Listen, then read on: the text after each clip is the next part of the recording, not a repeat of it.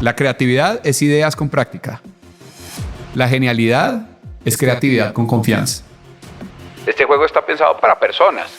Creo que se puede generar un espacio masivo, siendo mucho más justo con el jugador y siendo súper rentable para el desarrollador también. Yo siento que la comunicación se da es en la conversación. Lo que en mi experiencia sucede es que las pivotadas son mucho más duras y mucho más dolorosas. El trabajo de un diseñador de videojuegos es comunicar. No debemos perder la capacidad de sacrificarnos por el otro.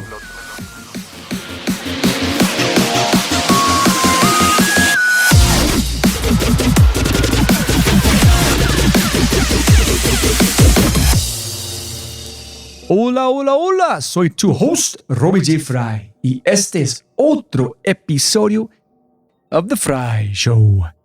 Este podcast es una celebración de personas que no aceptan la vida tal como es. La abrazan, la cambian, la mejoran y dejan su huella en ella. Y la persona a la que estamos celebrando hoy es Jairo Nieto, el co-founder y ejecutivo creativo de Play Labs. Play Labs está construyendo la próxima generación de plataformas sociales.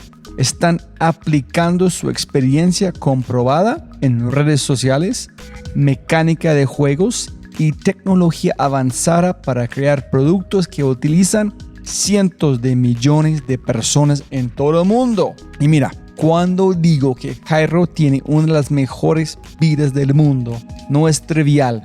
Es la verdad, porque se pasa la vida diseñando, jugando, hablando, construyendo, explorando y todo lo que puedas imaginar con los videojuegos. Y también gana dinero, sí, imagínate. Es una de las personas más creativas que he conocido y uno de mis héroes, porque wow, qué espectacular que ha hecho en Colombia y en el mundo con solamente una pasión visceral para los videojuegos y también su amistad con su co-founder. Además, es un padre fenomenal. Y mira, Jairo fue el episodio número 18 en este podcast y comprender lo que ha hecho en los últimos 6 años te derretirá el cerebro o tu cerebro de una. Así, en este podcast aprendí sobre trucos para ser un mejor papá, videojuegos de hijos, el proceso creativo, el sacrificio como bendición y habilidad, la magia de Nintendo y mucho, mucho, mucho más. Pero antes de empezar, no olvides visitar thefryshow.com para los links al newsletter y más. Y por favor, si amas el podcast, comparte el episodio en tus redes sociales. Deja una reseña en Spotify o tu player favorito y cuenta al mundo que The Fry Show es número 1. Y si no es así, castígame con tus comentarios para mejorar. Con ese dicho, te presento episodio 234. Si el juego no es divertido, ya estás muerto. Con el co-founder y ejecutivo creativo de Play Labs, el creativo supremo, ¡Jairo Nieto!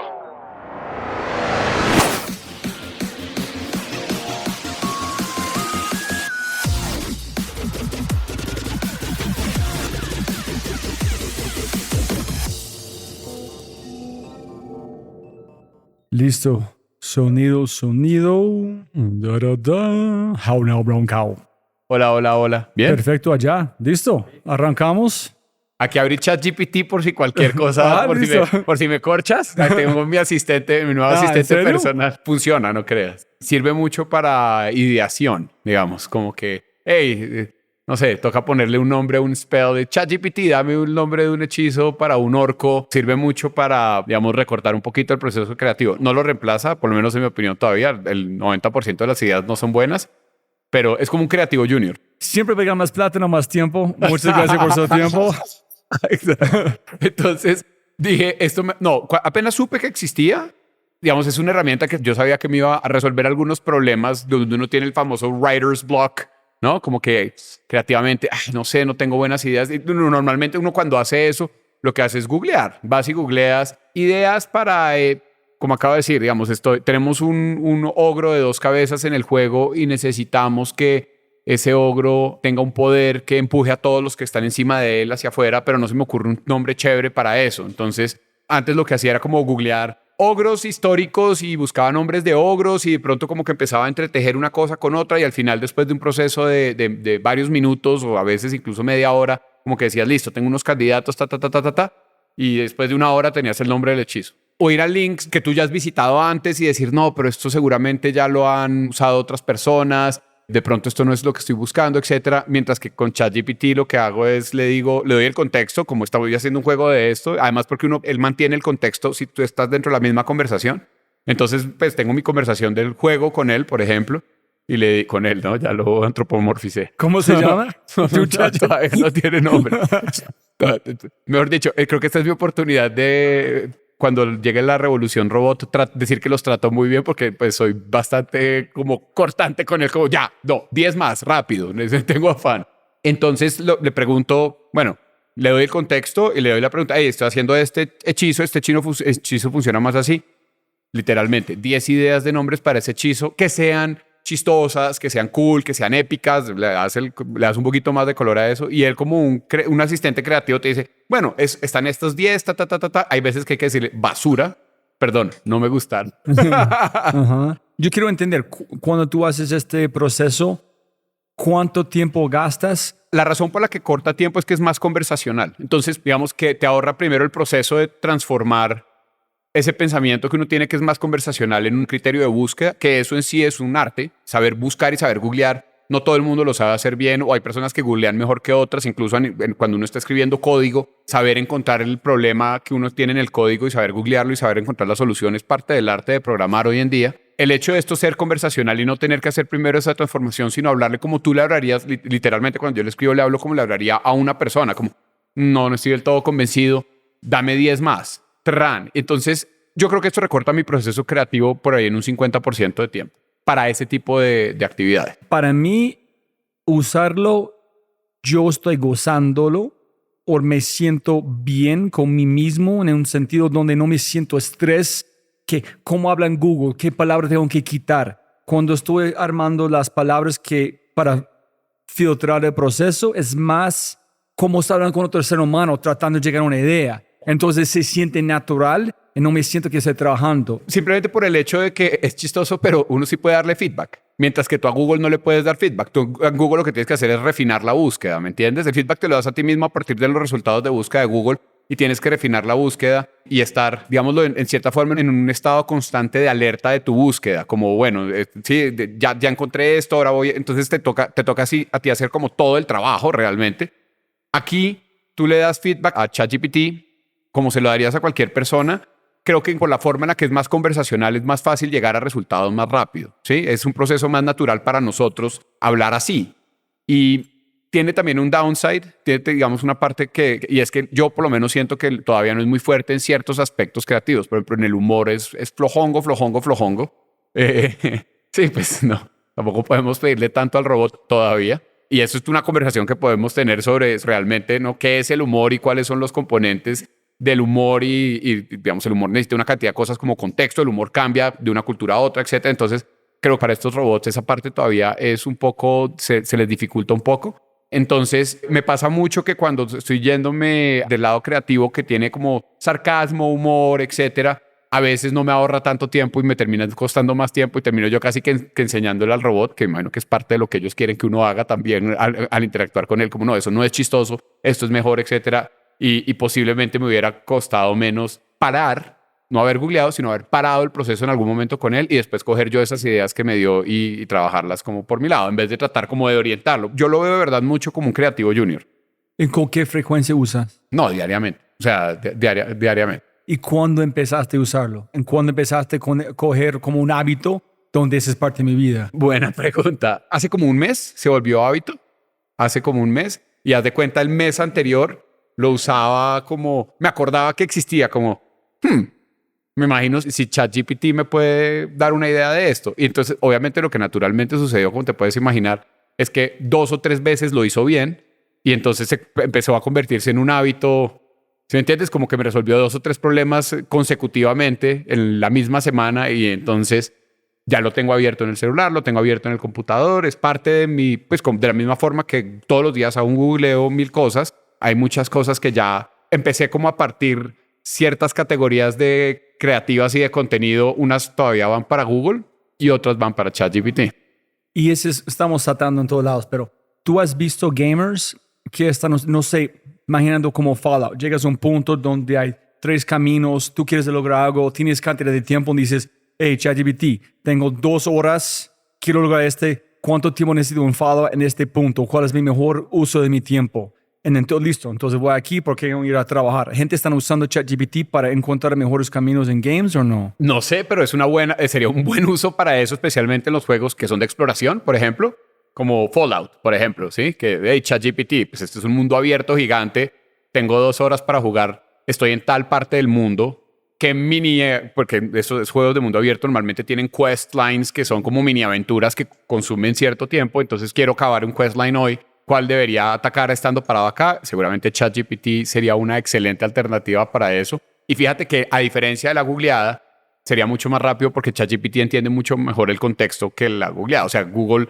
explicarle esto que acabamos de decir, como estoy parado en tal parte, estoy los resultados de Google serían seguramente 7 o 8 guías de juego de Fallout, donde mencionan el nombre del pueblo donde estás, pero a ti te tocaría hacer el resto del trabajo, que es probablemente entrar a la guía, ir a la parte de la guía donde mencionan el pueblo y empezar a buscar las aventuras, leer la descripción de las aventuras, de los questlines que hay por ahí, y tú más o menos decir como, esta se ve lograble, y meterte a esa sin saber realmente cuánto tiempo te tomaría. Es muy posible que ChatGPT te dé una respuesta más acertada, más rápido, y si no, y aquí está el peligro de ChatGPT en ese tipo de preguntas, y es que si no se la sabe, se la inventa. Entonces, ¿en serio? Sí, él no. Yo pensé, como un abogado. ¿Has visto?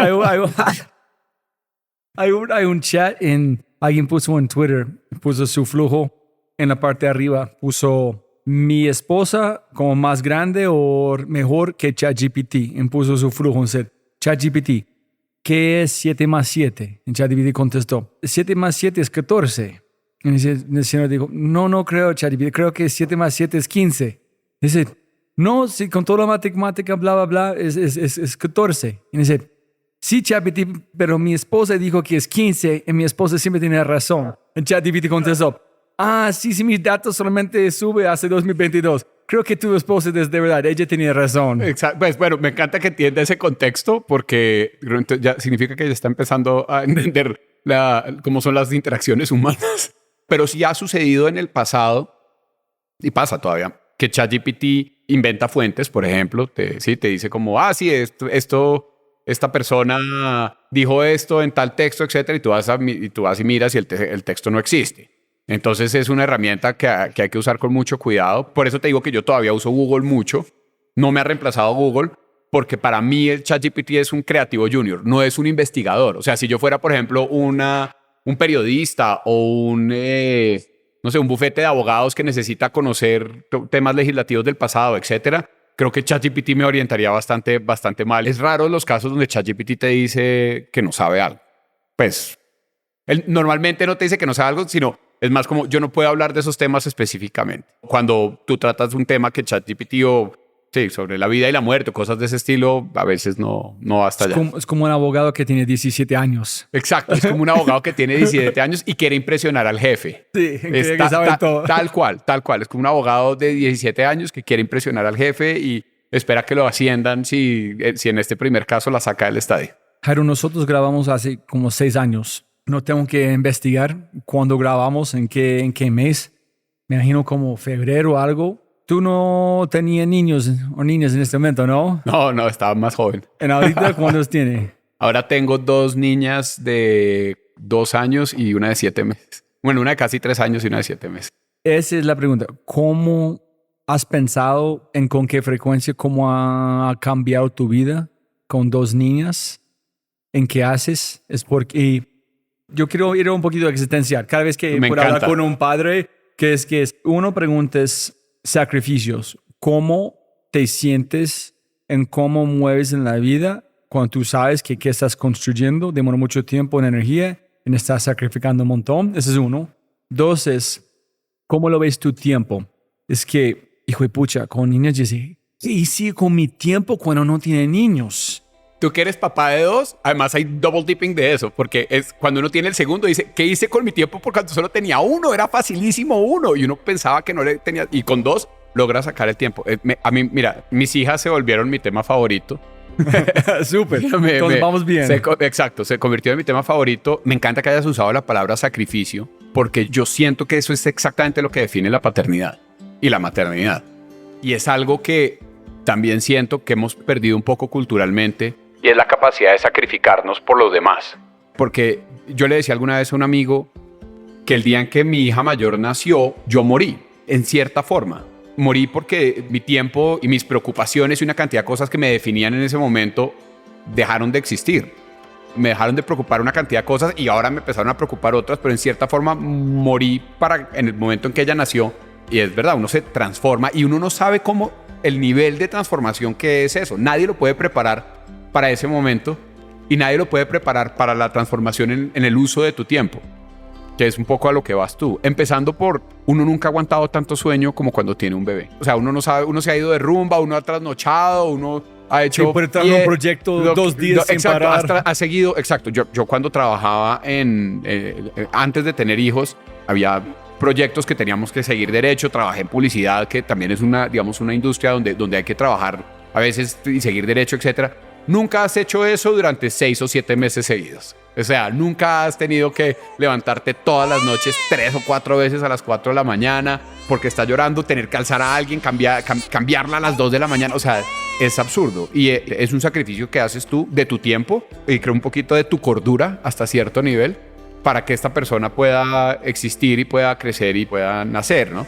Ahora, de ahí en adelante, yo tuve la fortuna y al mismo tiempo el infortunio de que mi hija mayor nació en pandemia. Ella nació el 6 de abril del 2020. O sea, literalmente encerrados, empezando el encierro. No teníamos forma de ver a papás, hermanos, etcétera. Éramos, pues, mi esposa y yo y mi hija encerrados durante meses. Solo podíamos salir a las visitas del pediatra, como las mandatorias de mes a mes. Y eso me permitió, en cierta forma, estar muy presente, como yo creo que en las generaciones anteriores no lo habían podido hacer. Sobre todo, digamos, los papás que trabajaban, pues que tenían que salir a trabajar, los papás y las mamás, me refiero. Yo estuve con mi hija, pues realmente todos los días de su vida durante el primer año estuve ahí presente las horas y trabajando. Entonces me tuve que acostumbrar a un nuevo manejo del tiempo en mi forma de trabajar. Pero además eso requirió unos sacrificios, digamos, de mi parte en la forma en la que manejaba el tiempo en el trabajo. Porque uno el tiempo en el trabajo, el famoso método Pomodoro, por ejemplo, donde no trabajas un tiempo y después chileas y no sé qué, el chileo no existe. Mi chileo existe diferente. Los tiempos que yo usaba, digamos, para relajarme, para descansar dentro de mis tiempos de trabajo, para pensar en otra cosa, etcétera, los empecé a usar es para estar con mis hijas, con mi hija en ese momento. ¿Sí me entiendes? Se convirtió el descanso de cigarrillo. Yo dejé de fumar, además, un año estás antes. fumando? Yo dejé de fumar hace 4 años. El famoso descanso del cigarrillo era clave en la oficina para despejar la mente, etcétera, o al menos eso pensaba uno. Entonces cambié mi hábito de trabajo para empezar a tener mis descansos con ella. Y cuando se acabó la pandemia, eso se convirtió en algo no negociable para mí. Incluso mi esposa me decía, vete a la oficina. Yo le decía, si me voy a la oficina todos los días, digamos, siento que estoy desperdiciando la oportunidad de compartir esos momentos con mi hija. Ese es brutal porque yo tengo lograr algo muy especial, porque yo tengo un gran problema, es que yo no soy capaz muchas veces de desconectar mi mente y sin embargo soy desconectado de trabajo. Yo paro para pasar tiempo con mis hijas, estamos haciendo un juego o algo y mi mente sigue masticando, marinando sobre un problema. Yo a veces no he armado la conexión que es una brecha fuerte de tiempo de descansar como un cigarrillo, un reemplazo con mis hijas. Es muy chévere, tengo que buscar la forma de hacerlo. A mí me pasa lo mismo, incluso me pasa también comiendo con mi esposa o en la cama justo antes de dormir, que tengo también mucho esa tendencia. Lo primero que hice y una ley que tengo sobre la piedra, escrita en piedra, es nunca tener el celular con ellas. O sea, si estoy jugando con ellas, dejo el celular, porque el celular es lo que más, digamos, el celular es el trigger, el activador principal de ese tipo de continuación, sobre todo nosotros que trabajamos remotamente, pues en mi celular está la oficina metida, literalmente. O sea, entonces yo recibo mensajes de la oficina constantemente y si lo estuviera cargando y estuviera jugando con ella, sería imposible realmente aprovechar ese tiempo. O sea, realmente no estaría aprovechando el tiempo. Entonces empecé desconectándome por el celular y poco a poco, aunque a veces no lo logro, sí hago el ejercicio de estar presente. A mí se me facilita en un sentido y es que, como te puedes imaginar, jugar para mí es todo. Entonces, sobre todo cuando la mayor ya estuvo más grande y empezó a jugar y empezó a responder, por ejemplo, juego con ella dominó. Yo soy feliz jugando dominó con ella. O tenemos un juego de dados súper bonito que uno tira un dado gigante, además del tamaño de una cabeza, de colores, y dependiendo del color que cae, hay unas tarjetas de actividades, entonces toca bailar, toca saltar, toca correr. Entonces yo tengo una colección de juegos de mesa, pues porque sin dudarlo, mi conexión con ellas, espero yo que sea siempre pues toda la parte lúdica, que a mí me encanta y espero que a ellas también les guste. Entonces empecé a investigar también desde chiquitos cómo podía yo establecer esa conexión, porque tengo de los recuerdos más gratos de mi infancia con mis papás, con mi papá y mi mamá, era poderme sentar a jugar Risk con ellos, por ejemplo. Que me invitaran cuando ellos estaban jugando Risk. Yo tenía 8 años y ellos estaban jugando Risk con sus amigos y me invitaran a la mesa. Eso era alucinante. O sea, lo mejor que podía pasar en la semana.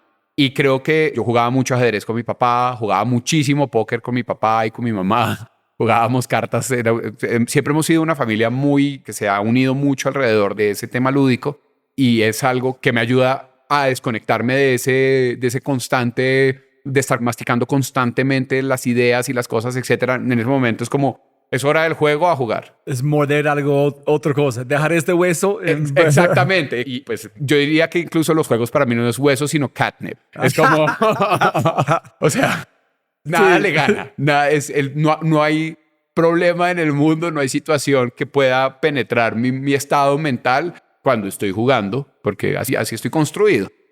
Yo creo, mira, para seguir con esta línea por un poquito más, no sé si has leído el libro The Selfish Gene de Richard Dawkins. ¿The Selfish Gene? Sí. Sí. Este libro me marcó fuertemente y creo que muchos padres tuvo la fortuna, no sé, si hay gente escuchando que tuvo una mala experiencia en su casa, depende de ambiente, obviamente. Pero con mi hija una vez, recuerdo cómo fue, si fuera ayer, estaba sentado en el balcón y ella me acercó, yo estaba trabajando, yo miré entre sus ojos, porque en ellos ella es 50% yo. Es como mirando un espejo. Y fue como esta conexión que tuvo, como energía. Y yo vi la mejor de yo en el peor en el mismo momento. En allá yo empecé a pensar, ¿qué porcentaje de mi amor viene de mi ADN y yo no tengo control? Sí. ¿Qué porcentaje viene de estar con otro ser humano cada día, todo el tiempo, por años? ¿Cómo no vas a tener como amor por la persona que estás cuidando? Tener una mascota, me voy a enamorar porque estoy cuidando. Entonces yo empecé a pensar, ¿qué es de verdad? ¿Qué tengo control? ¿Qué es algo que yo estoy construyendo? Y fue como una línea existencial por mucho tiempo. No sé si ha pasado con vos durante la pandemia, donde viste, holy shit, that's me. Esa es una reflexión bien chévere. Yo le agregaría a un elemento más a ese como inevitable amor que siente uno por sus hijos, y es la parte fisionómica de los niños. Nosotros los humanos estamos wired para enternecernos por la parte, exacto, por eso los cachorritos también es como, wow, amamos, a menos de que tú tengas algún tipo de distorsión psicótica, psiquiátrica, etcétera, tú ves esas proporciones, es casi inevitable sentir cariño hacia ellos. Entonces yo creo que hay una parte genética, tengo una relación amor-odio porque a él le dicen el Rottweiler de Darwin, digamos, sus posiciones son tan fuertes. Son súper fuertes y son absolutamente científicas. No, él no da cabida en ningún momento. Pues digamos, es uno de los ateos. 100% ateo. No más dicen con porcentajes. Él no deja espacio para ser agnóstico, que los agnósticos, como dijo alguna vez Stephen Colbert, son ateos que no tienen huevas. Entonces tengo una relación amor-odio con él porque yo tengo, especialmente desde que soy papá, he tenido digamos, variaciones en mi forma de pensar, mi forma de percibir la razón por la que estamos aquí. Ya había leído The Selfish Gene hace mucho tiempo. Es más, me acuerdo que la leí hace mucho tiempo porque creo que la palabra meme está en ese libro. La palabra meme arranca desde ahí. Sí, que son esos rasgos que no son genéticos, sino son... Pero cambia cultura. Exactamente. Como algo epigenético que pasa con personas. Exactamente. Entonces, cuando nació mi hija, toda esta historia tiene un punto. A mí de las cosas que más me impresionan son esos rasgos, porque los rasgos genéticos tú te los esperas. O sea, ok, sí, tiene mis ojos, se parece a mí, etcétera. Pero son esos rasgos de personalidad, de la forma de llevarse, de expresarse, de cómo mueve las manos, etcétera. Que eso no seguramente me lo ha visto hacer a mí, pero también se lo ha visto hacer a la mamá y escoge una de las dos. Y es algo que me impresiona saber que esa persona lo lleva porque es mi hija. Ahora, ¿qué componente tiene eso frente al componente total del amor? No lo sé. Yo creo que, digamos, si uno fuera a asignarle como cajas de porcentaje de amor a los diferentes componentes que hace que uno ame a un hijo, yo creo que eso es flexible. Porque digamos, existen los papás adoptivos que aman a un hijo seguro con la misma fuerza que lo ama uno, teniendo, digamos, el componente genético también involucrado. Entonces creo que al final también tiene mucho que ver con el contexto y con la experiencia que tú has tenido con tus hijos, ¿no? Yo no he visto o no he investigado. Voy a investigar un poquito, posiblemente con ChatGPT. Depende cuál es el porcentaje de un padre van a salir o dejar su familia como deja la madre sola por cantidad de porcentaje de tiempo. ¿Qué pasan? Yo no sé si un padre pasa un cantidad de tiempo, van a ser posible dejar la familia sola porque la conexión es tan fuerte, pero si nunca has visto tu hijo es sencillo porque la conexión tú nunca tienes, porque no has pasado una cantidad de tiempo donde es imposible dejar tu hija o hijo allá. ¿Sí me entiendes? Sí, te entiendo perfecto. Ahí agregaría que seguramente también hay un tema de género donde el papá y la mamá tienen motivaciones simplemente biológicas diferentes para quedarse y para irse. Yo alguna vez había leído que los hombres se separan mucho menos una vez tienen hijos porque el hombre está wired otra vez para no abandonar el hogar una vez hay hijos involucrados en el hogar. Seguro se podría decir lo mismo de las mujeres, hay que preguntarle a ChatGPT, pero lo leí en el caso específico de los hombres porque a mí me interesa muchísimo el rol. Además, ahora que soy en cierta forma un stay-at-home dad, porque yo trabajo 4 días de la semana aquí en la casa y un día a la semana solamente voy a la oficina. Entonces veo mucho a mis hijas. Me ha interesado muchísimo el rol como papá, qué beneficios les puede traer y cómo realmente puedo aprovechar muchísimo el tiempo. Desde el rol de papá, que históricamente ha sido un rol, el tipo está fuera de la casa y entonces él contribuye con los fines de semana, con el tiempo que pueda los fines de semana y por las noches acostando a los chinos, ¿no? Pero yo tengo la fortuna de mi hija más chiquita se asoma a mi oficina 5 veces al día y tengo esos momentos, como te digo, de descanso donde la puedo alzar y puedo interactuar con ella, etcétera. Y a mí me interesa muchísimo entender cómo aprovechar al máximo esos momentos y cómo contribuir desde el rol de papá, que a veces también siento que ha sido creo que es subvalorado, incluso por nosotros los mismos hombres. Si tú miras hoy en día hay 400,000 podcasts de mamá, no sé cuántos hayas de papá, pero no, creo que es bastante desproporcionada la cantidad de podcasts sobre la paternidad versus podcasts de la maternidad. Hay un chico, un genio de verdad en México, se llama Julián Ríos y tiene una empresa que se llama Eva. Él no cree que la gente necesita un papá. Dice, tú necesitas una mamá, el amor de mamá, pero papá, súper, pero no es necesario. Tú puedes vivir como solamente el amor de mamá, estás bien. Pero como, ¿verdad? Para él no es que el hombre no pueda ayudar. No es muy importante, solamente es tan radical la diferencia entre ser mamá y papá, para él es como día y noche. Sí, yo creo que eso es inargumentable. Sí, yo creo, pero yo soy válido. Esa es la razón, pero mira, ya voy a llegar a esto. Creo que es inargumentable, o sea, lo viví yo como papá, los 3 primeros meses de la vida, específicamente esos primeros meses de la vida de un bebé, la contribución que uno puede dar versus la contribución de la mamá, uno es mínima. Uno debe ayudar y ayuda en la casa y ayuda todo lo que puede, etcétera, pero la realidad es que la supervivencia de ese bebé está muchísimo más atada a la supervivencia de la mamá que la del papá.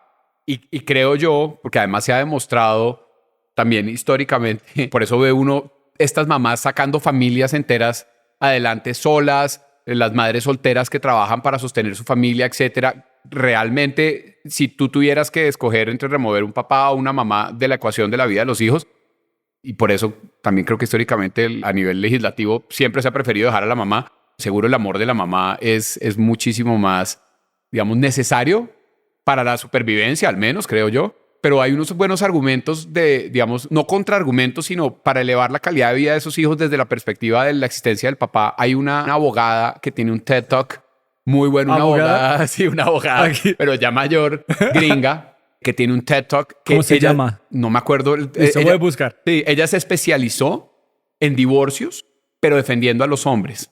Y hace un TED Talk defendiendo a los hombres desde la perspectiva sobre todo de temas de custodia.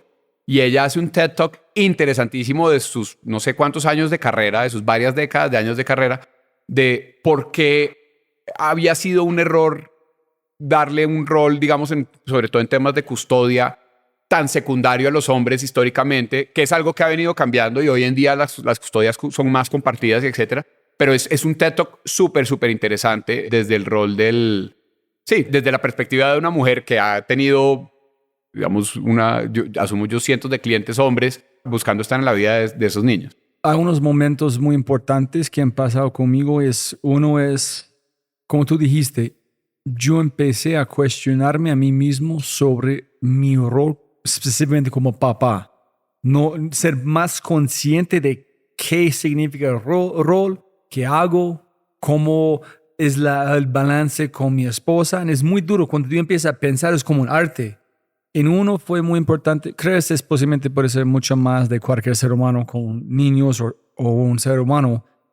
Sam Harris habló en un pedacito de su podcast de cuando un niño llega y quiere su atención, entonces a veces tú estás trabajando y le dijo, pensamos con una mentira que no podemos parar, pero dijo de ser consciente, parar, girar, hacer contacto, escuchar, dar conocimiento que esta persona existe en el mismo espacio es demasiado importante porque yo empecé a ver que el rechazo que estoy dando a mis niñas solamente porque estoy en el mundo de flujo de creatividad, pero yo aprendí cómo parar, ser ok, mental break, aquí es dar un abrazo, ser de verdad, este espacio es la única cosa que existe en el mundo y then seguir trabajando. Pero fue un momento muy importante para mí. Decir, holy shit, no estoy haciendo la cosa correcta con ellas. Sí, y lo percibe uno incluso en la cara de sus hijos e incluso en la actitud como de esos momentos, de esas pequeñas interacciones que significan mucho para ellos, sobre todo estando tan chiquitos. Nosotros aquí somos muy cuidadosos, por ejemplo, de emocionarnos mucho cada vez que las vemos. Eso es algo que hemos hablado con mi esposa. Entonces, si ella se despierta y uno la ve desde que se acaba de levantar, no es como, hola, sino como, hola, te volví a ver, ¿cómo estás? Qué nota verte. Y pues es algo que lo hacemos genuinamente porque a mí sí me emociona verlas cada vez que las veo. Pero sí, conscientemente. Pero consciente, exacto. Como una celebración. Como una celebración de volver, de verlas, de, oye, entraste al cuarto, qué chévere el momento de entrar al cuarto. Es muy bonito y pues yo por lo menos en mi caso percibo que ellas sienten valor de ver a sus papás emocionados cuando entran al cuarto o cuando uno entra al cuarto de ellas y las ve. Eso es interesante. Yo no sé si soy así, pero soy mucho más de tocar. Es que el momento que yo veo a mis hijas es como abrazo gigante. Es más suave, pero voy a intentar aplicar la celebración también. Yo soy muy también de abrazar, pero mi hija mayor odia. Yo soy mucho más de abrazos y eso, por ejemplo, que mi esposa. En eso yo siento que mi hija mayor se parece más a mi esposa. Yo soy de mi esposa, como abraza, no sé qué, que mi esposa en eso es mucho más, digamos, menos latina que yo. En cambio, mi hija mayor también siento. Entonces mi hija es como, no, papá, no más. Y yo es como, uy, te amo. Y la pichurra y le besos así. Entonces, pues, además también quiero que ella entienda y que aprenda que cuando ella dice no más también es no más, sobre todo en esos temas. Entonces, cuando ella dice no más, me toca soltar, nunca va a ser no más. Es como, ay, no, me toca dejar. Mi grande es igual, pero está cambiando. En ella es algo muy interesante. Y cuando ellas están dándome amor, yo soy muy receptivo que, tengo que hacer full porque están abriendo un momento, un tiempo que no es normal. So, con este espacio están allá. Y para llevar la conversación donde vamos, es algo que pasó muy lindo, es que nosotros nos mudamos a La Ceja, que es como 45 minutos, una hora fuera de Medellín. Y no hay ruta. Entonces yo, porque estoy viajando tanto, yo siempre llevo a mis niñas y mi esposa. Y es una hora ir en vuelta con ellas, escuchando música. Y es el mejor momento de mi día es eso, en un espacio cerrado, escuchando, hablando de vida, echando chisme, riendo, llorando, hablando de problemas de la vida. ¿Ellas ya oyen tu podcast o no? A veces, gente en su escuela han hablado, ¿sí? Pero en ese es donde vamos. Yo fui como tan adictivo como a los videojuegos y mi esposa no quiere que tengan la misma cosa, pasen la misma cosa. pero yo siempre pienso que posiblemente ellos van a ser un Jairo. Entonces, ¿cuándo es el momento correcto de permitir a ella usar la tecnología ya como jugar videojuegos? Porque yo no quiero matar que ella puede ser un Jairo en construir su propia cosa. So, ¿cómo estás imaginando vos? ¿Con las mías? Como videojuegos en ese tipo de cosas. Eso es una conversación todavía andando con mi esposa, porque...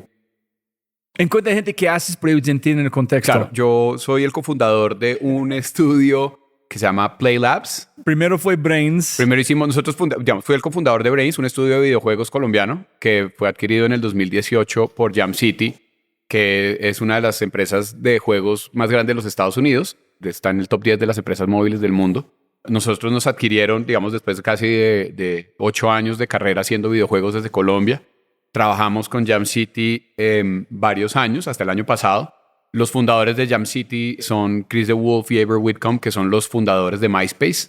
Ellos, después de hacer MySpace, hicieron Jam City. Entonces, hagan de cuenta, MySpace fue como su apuesta en Web 1, ellos pues más o menos construyeron el puente entre Web 1 y Web 2. Y cuando salió Web 2, pues que todo este tema de móviles, etcétera, se montaron y pues comunidades, etcétera, se montaron en Jam City, que pues, es una de los publishers móviles más grandes del mundo. Sacamos juegos de muchísimas propiedades intelectuales, desde Harry Potter a Family Guy, bueno, ahorita tienen un juego para DC que viene en camino. Y cuando estábamos dentro de Jam City, empezamos a explorar un poco el tema de Web3, de blockchain, de las cosas que venían con inteligencia artificial, etcétera. Con mi socio Alejandro. Alejandro particularmente siempre ha sido una persona que ha estado como súper al tanto de esos momentos de cambio. Y empezamos a trabajar un juego que estaba soportado, como la parte coleccionable de los elementos del juego estaba soportada en blockchain. Y en cierta forma nos convertimos en el estudio de facto de blockchain de Jam City. Y pues digamos, mientras estábamos haciendo ese desarrollo, ya habíamos tenido como algunos hitos bien chéveres dentro del desarrollo del juego. Y un día tuvimos una llamada con Chris DeWolf y nos dijo, oigan, yo creo en este tema de Web3 un montón, ¿por qué no hacemos un spin-off de Jam City? Montamos una compañía. Le dijimos, de una. Le dijimos que de una y ahí estamos. Estamos ahora, hicimos un spin-out que se llama Play Labs. Nosotros levantamos Capital Semilla. Estuvimos levantando Capital Semilla el año pasado. Levantamos $32 millones casi en una ronda liderada por Andreessen Horowitz. Y yo funjo como, digamos, yo funjo como ejecutivo creativo dentro de la compañía, aparte de ser el cofundador. Yo toda la vida he sido, en Brains era el director creativo, el Chief Creative Officer, en Jam City también fue el director del estudio junto con Alejo. Éramos los dos directores del estudio, yo también fungía como director creativo. Mi especialidad, lo que me he especializado en mi carrera en videojuegos es en dirigir creatividad.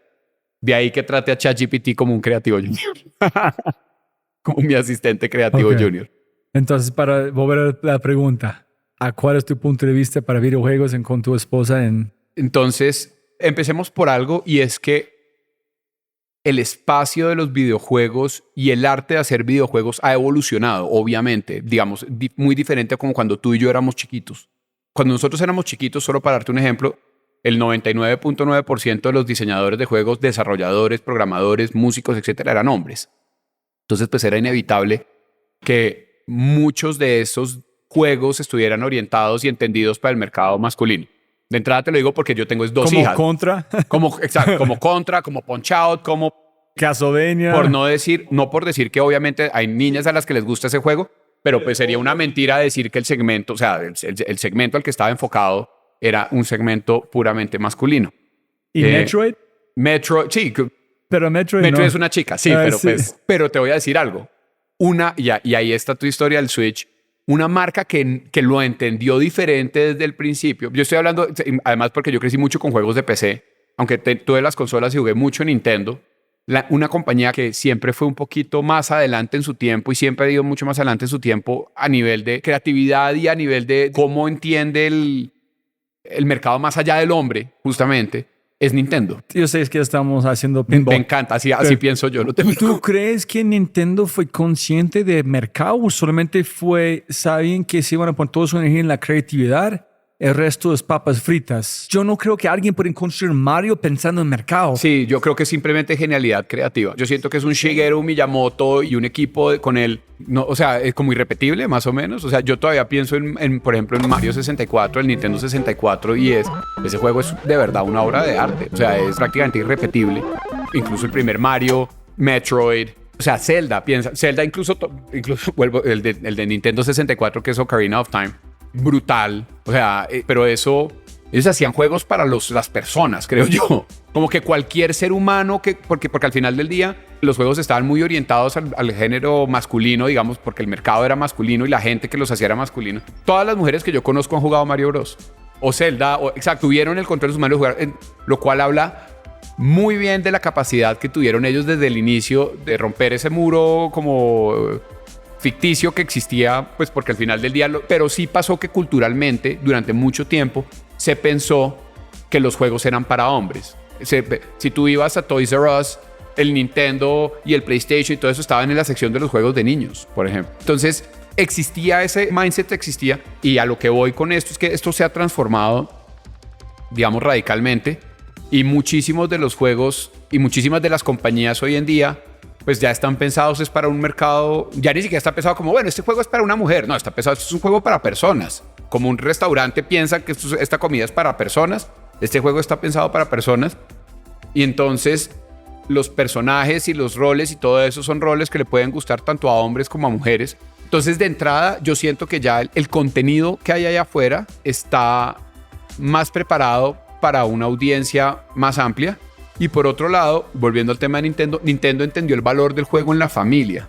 Entonces, incluso desde el Wii, o antes, pues porque sus juegos ya estaban pensados así, estaban pensando en una interacción de papás con hijos, no solamente los hijos sentados solos, sino los papás también participando de los juegos con ellos. Y el Nintendo Switch es un aparato que su librería de juegos y su librería, digamos, además natural de los productos, de los títulos hechos por Nintendo, están pensados para hacer algo que disfrute toda la familia, casi que independiente de cualquier edad. Y eso es importantísimo porque uno de los grandes problemas que tienen los videojuegos y los niños es que los papás no juegan videojuegos con sus hijos. Ese para mí es el problema principal. Es como si tú le dieras yo a mi hija no le doy el control del DirecTV y no veo qué canal está viendo o no.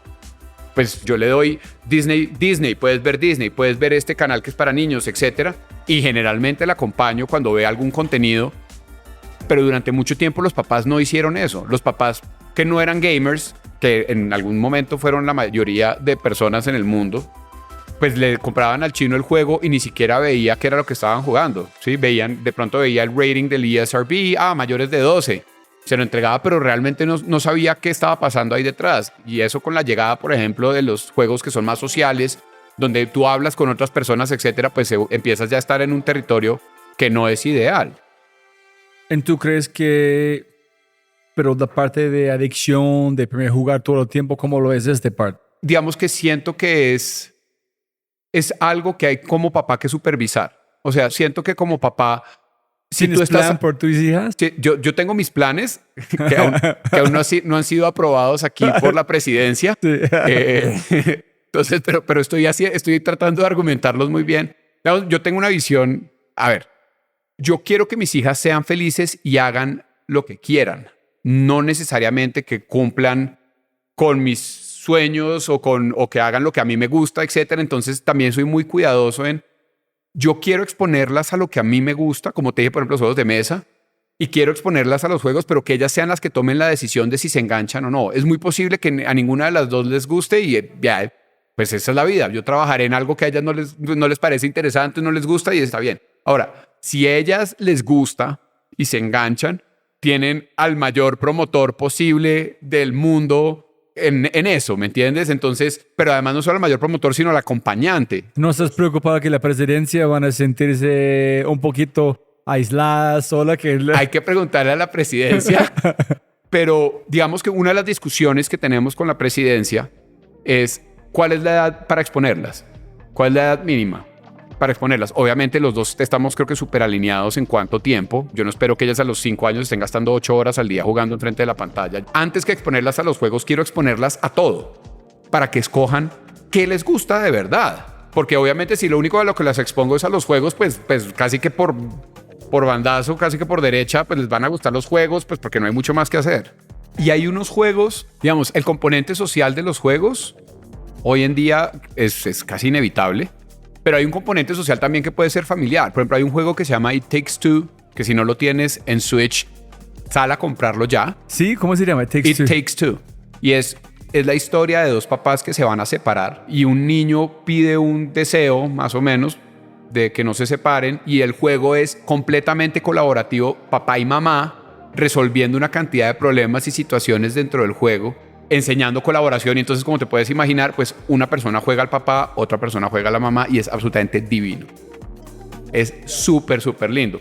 Ese tipo de juegos, pues tú me acabas de listar Contra, Metroid, no sé qué, no existían cuando nosotros éramos más chiquitos, y es el tipo de juegos que sí existen allá afuera en el ecosistema. Y hay juegos muy colaborativos, como por ejemplo Overcooked, que ya sacaron Overcooked 2, y que es nuevamente tú y otra persona cocinando, tratando de resolver unos mini puzzles de cocina en tiempo récord, y entonces yo llevo esto para acá y tratando de optimizar los momentos y los espacios y los tiempos que tienes para servir los platos. Y es un tema que solo funciona si las personas que están jugando en ese momento están coordinadas y se hablan entre sí en el mundo real. Me atrevo a decir que es fantástico. Es una experiencia nuevamente colaborativa entre los papás y los hijos. Entonces, cuando yo te decía que los papás no jugaban con los hijos, ya no solo me refiero a que no se sienten a ver que están jugando como una policía, sino que realmente tú te puedes involucrar y ser parte de la experiencia del juego con los niños. O sea, y que además crea un vínculo, porque si tú no haces tu parte y el niño hace tu parte, no pueden acabar el nivel.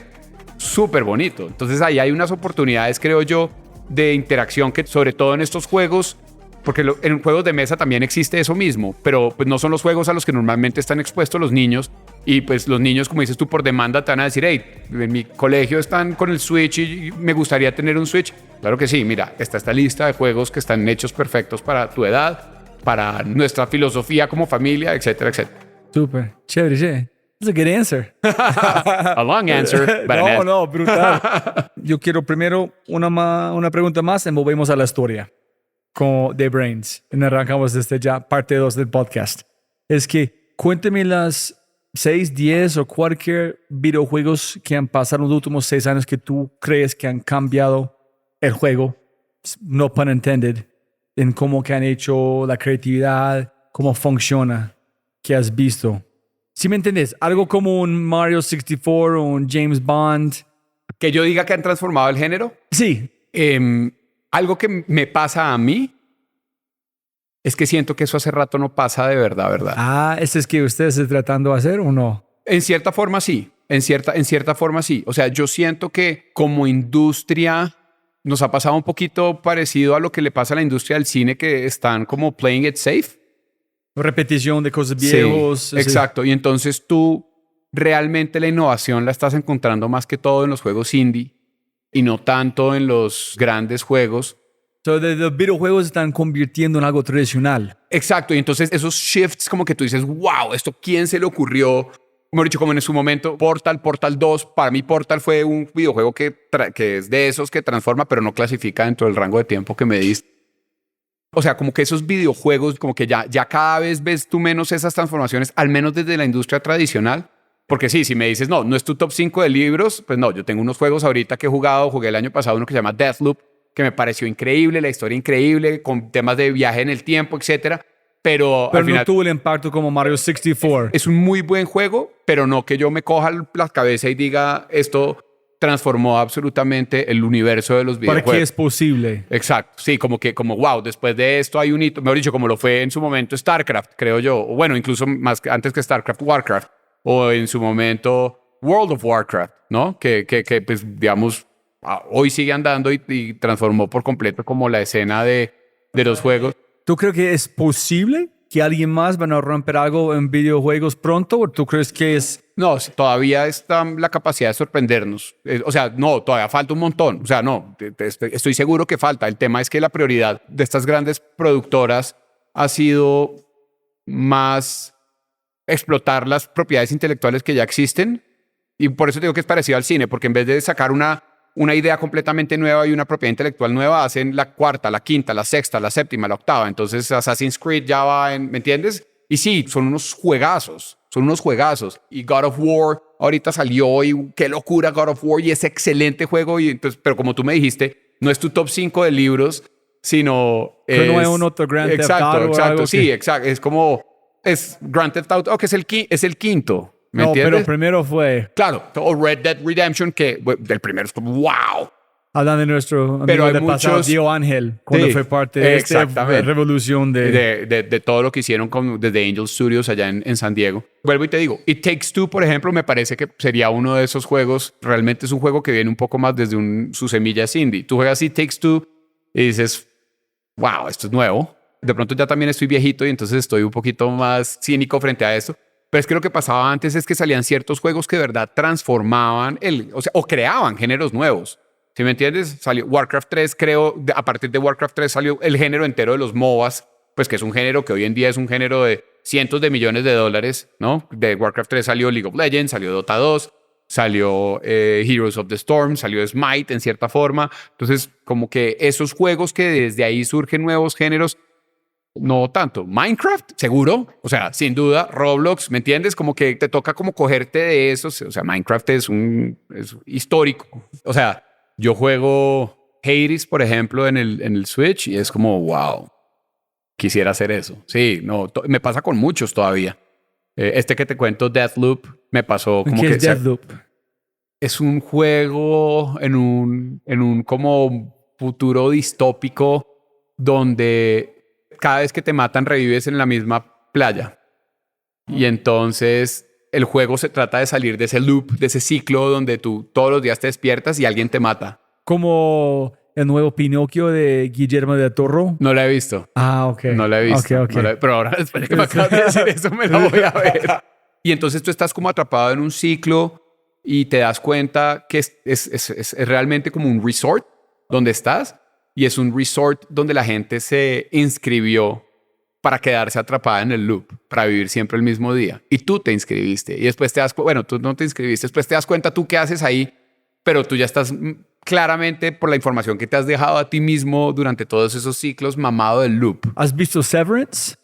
No. Ok, en HBO. No me la he visto.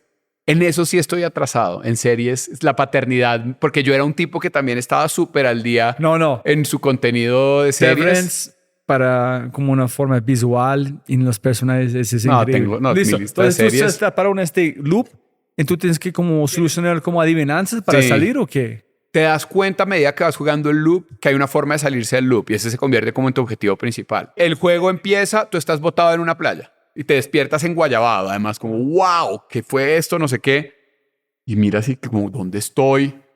Y te encuentras de pronto una nota y abres una puerta y te encuentras una nota de ti mismo y de como, pero como sal del loop y qué es esto y fotos de gente. ¿Y esta persona quién es? No sé qué. ¿Como Memento? Como muy Memento, pero Groundhog Day. Sí, es como Memento meets Groundhog Day. Exacto. Entonces sales y entonces estás como, oigan, ¿y esto qué es? No sé qué. De pronto se aparece una persona frente tuyo y te dice, hola, lo siento, y te mata. Pues así empieza el juego. Te despiertas otra vez en la playa. ¿Y por qué es tan chévere? Te voy a decir una cosa. La persona que te mata esa primera vez, cuando sabes quién es como, wow, no lo vi venir. De entrada, o sea, la narrativa, la historia que está, la historia y la razón por la que tú estás ahí y quién eres tú y todo eso que vas desarrollando a medida que vas haciendo ciclo tras otro, y el juego es un shooter que tú cada vez que mueres solo puedes salvar unas poquitas cosas de tu ciclo anterior. Entonces es medio un...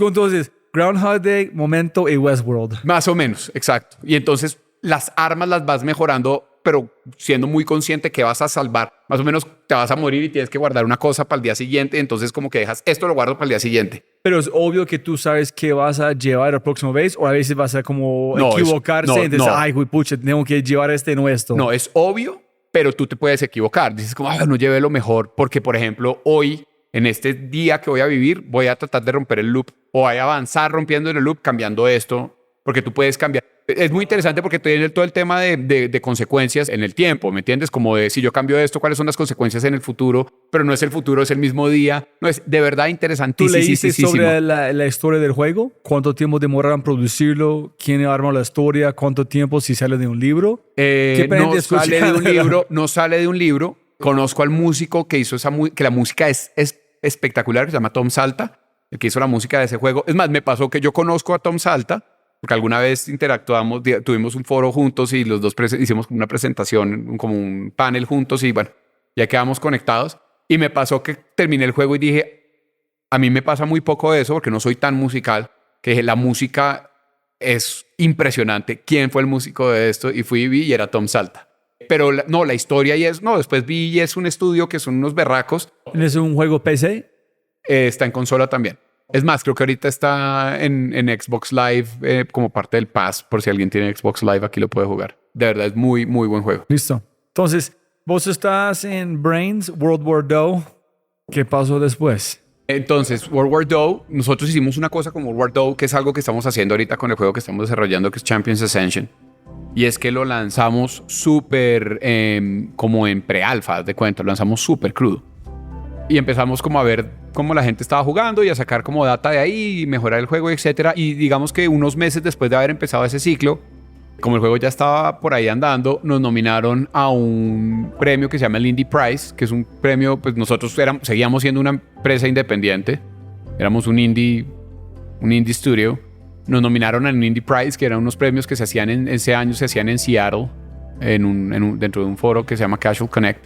Y entonces estaba pasando en paralelo que en ese momento se estaba consolidando muchísimo la industria de juegos móviles, que es algo que es inevitable en todas las industrias, es que la industria se consolida. Tú tienes inicialmente una diáspora de estudios chiquitos, etcétera, etcétera, y después se van consolidando estudios medianos, estudios más grandes, hasta que llega un momento donde tienes los grandes players, que son los que tienen la fuerza en el mercado, los que tienen la plata para marketing, etcétera.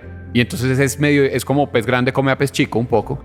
Y el mercado se va consolidando. Y nosotros estábamos en un momento donde ya el mercado estaba bastante consolidado y quedaban muy pocos estudios indie que fueran buenos en móvil específicamente, que no estuvieran mergeados con algún estudio grande. Nosotros éramos de los pocos que quedaban en eso y ya estábamos teniendo conversaciones con algunos estudios grandes que querían adquirirnos. Ya en ese momento eso estaba andando, pero cuando a ti te quieren adquirir, te quieren adquirir por todos los razones, motivos y circunstancias diferentes. Cada estudio tiene su propia agenda y cada estudio quiere hacer sus propias cosas con tu capacidad creativa, con tu capacidad de producción, con tu centro de costos, etcétera, etcétera, etcétera. Nosotros siempre, por filosofía, hemos, incluso hoy en día, sido un estudio de, digamos, no más de 40 personas y por otro lado un estudio de un solo juego. Porque en el pasado tratamos de hacer 3, 4, 5 juegos al tiempo, algo que nos criticó mucho Diego Ángel, que nos decía, porfa, enfóquense. Y lo aprendimos un poco con sangre y hay estudios que pueden hacer y hay estudios con equipos del mismo tamaño que pueden hacer más juegos. Nosotros, por nuestro estilo de liderazgo, por nuestra forma de producir la creatividad, el contenido, etcétera, sabemos que somos capaces de hacer un muy buen juego, pero solo con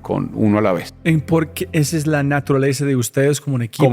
Como ADN del equipo, sí. ¿En qué aprendiste? Que me imagino que puedes hacer 3 juegos, producir 3 juegos brutales, pero no el juego. No, fue un tema de foco creativo y de liderazgo. O sea, tanto Alejo como yo, por nuestro estilo de liderazgo, sentimos que podemos contribuir a esos proyectos para que sean un muy buen juego, teniendo uno a la vez. Y también sentimos que es la forma en la que podemos ser más justos con nuestros empleados y con la gente que trabaja con nosotros para poderles pedir el foco que nosotros también podemos dar, ¿me entiendes? Porque va a pasar inevitablemente cuando tú estás haciendo 3 juegos que vas a tener un empleado que de pronto vas a estar pasando de un juego al otro. Te lo aseguro. Y eso no es lo mejor para la carrera del empleado, ni es lo mejor para el producto final, porque nosotros somos muy iterativos en nuestra forma de producir. De ahí que World War II saliera tan crudo al mercado, porque somos de hacer ciclos y de tener hipótesis y de decir, probemos esto, 2 días, miramos la data, no funcionó, probemos estos 2 días, funcionó perfecto, double down, ¿no? Ahora hagamos esto más grande, etcétera. Y la única forma de que eso funcione es que tú tengas toda tu atención centrada en ese proceso iterativo. Porque de lo contrario no puedes iterar así de rápido, de lo contrario llegan los resultados y entonces intentamos mirar que los resultados, no, estoy en una reunión del otro juego y tengo mañana una reunión, entonces lo vemos el viernes, ¿me entiendes? ¿Y cuándo aprendiste esto, Jairo? Antes de World War II alcanzamos a tener 2 juegos al tiempo. Y empezamos con 5 y poco a poco le íbamos haciendo caso a Diego Ángel hasta que en algún momento, cuando empezamos World War II, nosotros ya habíamos aprendido muchísimo, por ejemplo, de agilismo y de metodologías ágiles, etcétera, y nos habíamos vuelto, casi que habíamos desarrollado un método propio. Tú dijiste en este podcast que hacer un MVP es un arte. Claro, sí, totalmente. ¿Verdad? Exactamente. Entonces, pero entonces iterar sobre ese MVP es otro arte. ¿Me entiendes? Sí. Porque hay 2 formas de coger ese MVP o 2 formas de construir sobre ese MVP. Lo botas a la caneca, que es súper válido. Muchos estudios lo hacen así. Nuestra forma es construimos sobre ese mismo MVP. Pero no solo desde el lado creativo, desde el lado del código, desde el lado que es algo que puede ser muy peligroso si no estás enfocado. Otro pinball. Cuando sabes de tener paciencia o en esperar un segundo, un poquito más para ver qué más pasa. Porque a veces tú crees que deben cambiar. No, déjalo un poquito allá. Paciencia es necesario. Es súper clave eso y es la razón por la que posiblemente no lo hubiéramos podido hacer los primeros 5 años y es porque todavía no tenemos la experiencia y el instinto tan desarrollado para saber eso. Porque eso realmente es experiencia e instinto. Y también herramientas de data y eso que te ayudan a tomar mejor esa decisión como todavía no. Ok, entonces estás armando 5. Entonces 5, 4, 3, 2, sale World War II. Empezamos a hacer World War II, hacemos ese juego de forma iterativa, etcétera. Vamos. Ese es cuando empezaste a aplicar todo esto. Exactamente. Yo pensé que ustedes ya sabían parte de su ADN. World War II, no, fuimos transformando nuestro ADN hasta encontrar el verdadero ADN de Brains. Entonces World War II fue la consecuencia de convertirse en una startup que hacen videojuegos. Tal cual.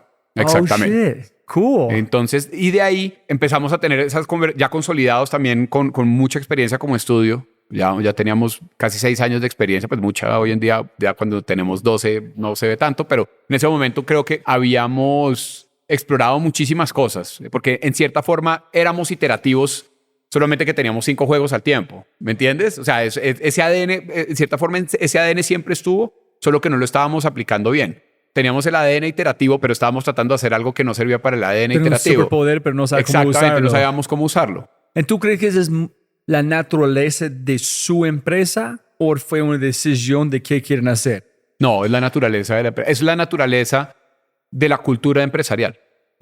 Sí, que es un resultado de las personas que lideramos la compañía, creo, y de las personas que se han quedado con nosotros. Todas las personas que trabajan con nosotros, tenemos personas que llevan 10 años con nosotros y creo que parte de la razón por la que llevan 10 años con nosotros es que les gusta ese ADN y les gusta qué es lo que estamos tratando de hacer cuando iteramos, porque también iterar también puede ser muy frustrante para un programador o para un artista, como estar preparado a decirles, mira, este trabajo que llevamos haciendo 2 semanas no va a salir, no va a ver la luz del día porque vamos a iterar y vamos a pivotar, etcétera. Se necesita una personalidad específica y nosotros somos muy afortunados de tener un equipo que comparte esa visión y comparte ese ADN. Agregaría además que está el componente del mercado también, que necesita el mercado, ¿no? Que necesita tu empresa, pero también que está buscando el mercado.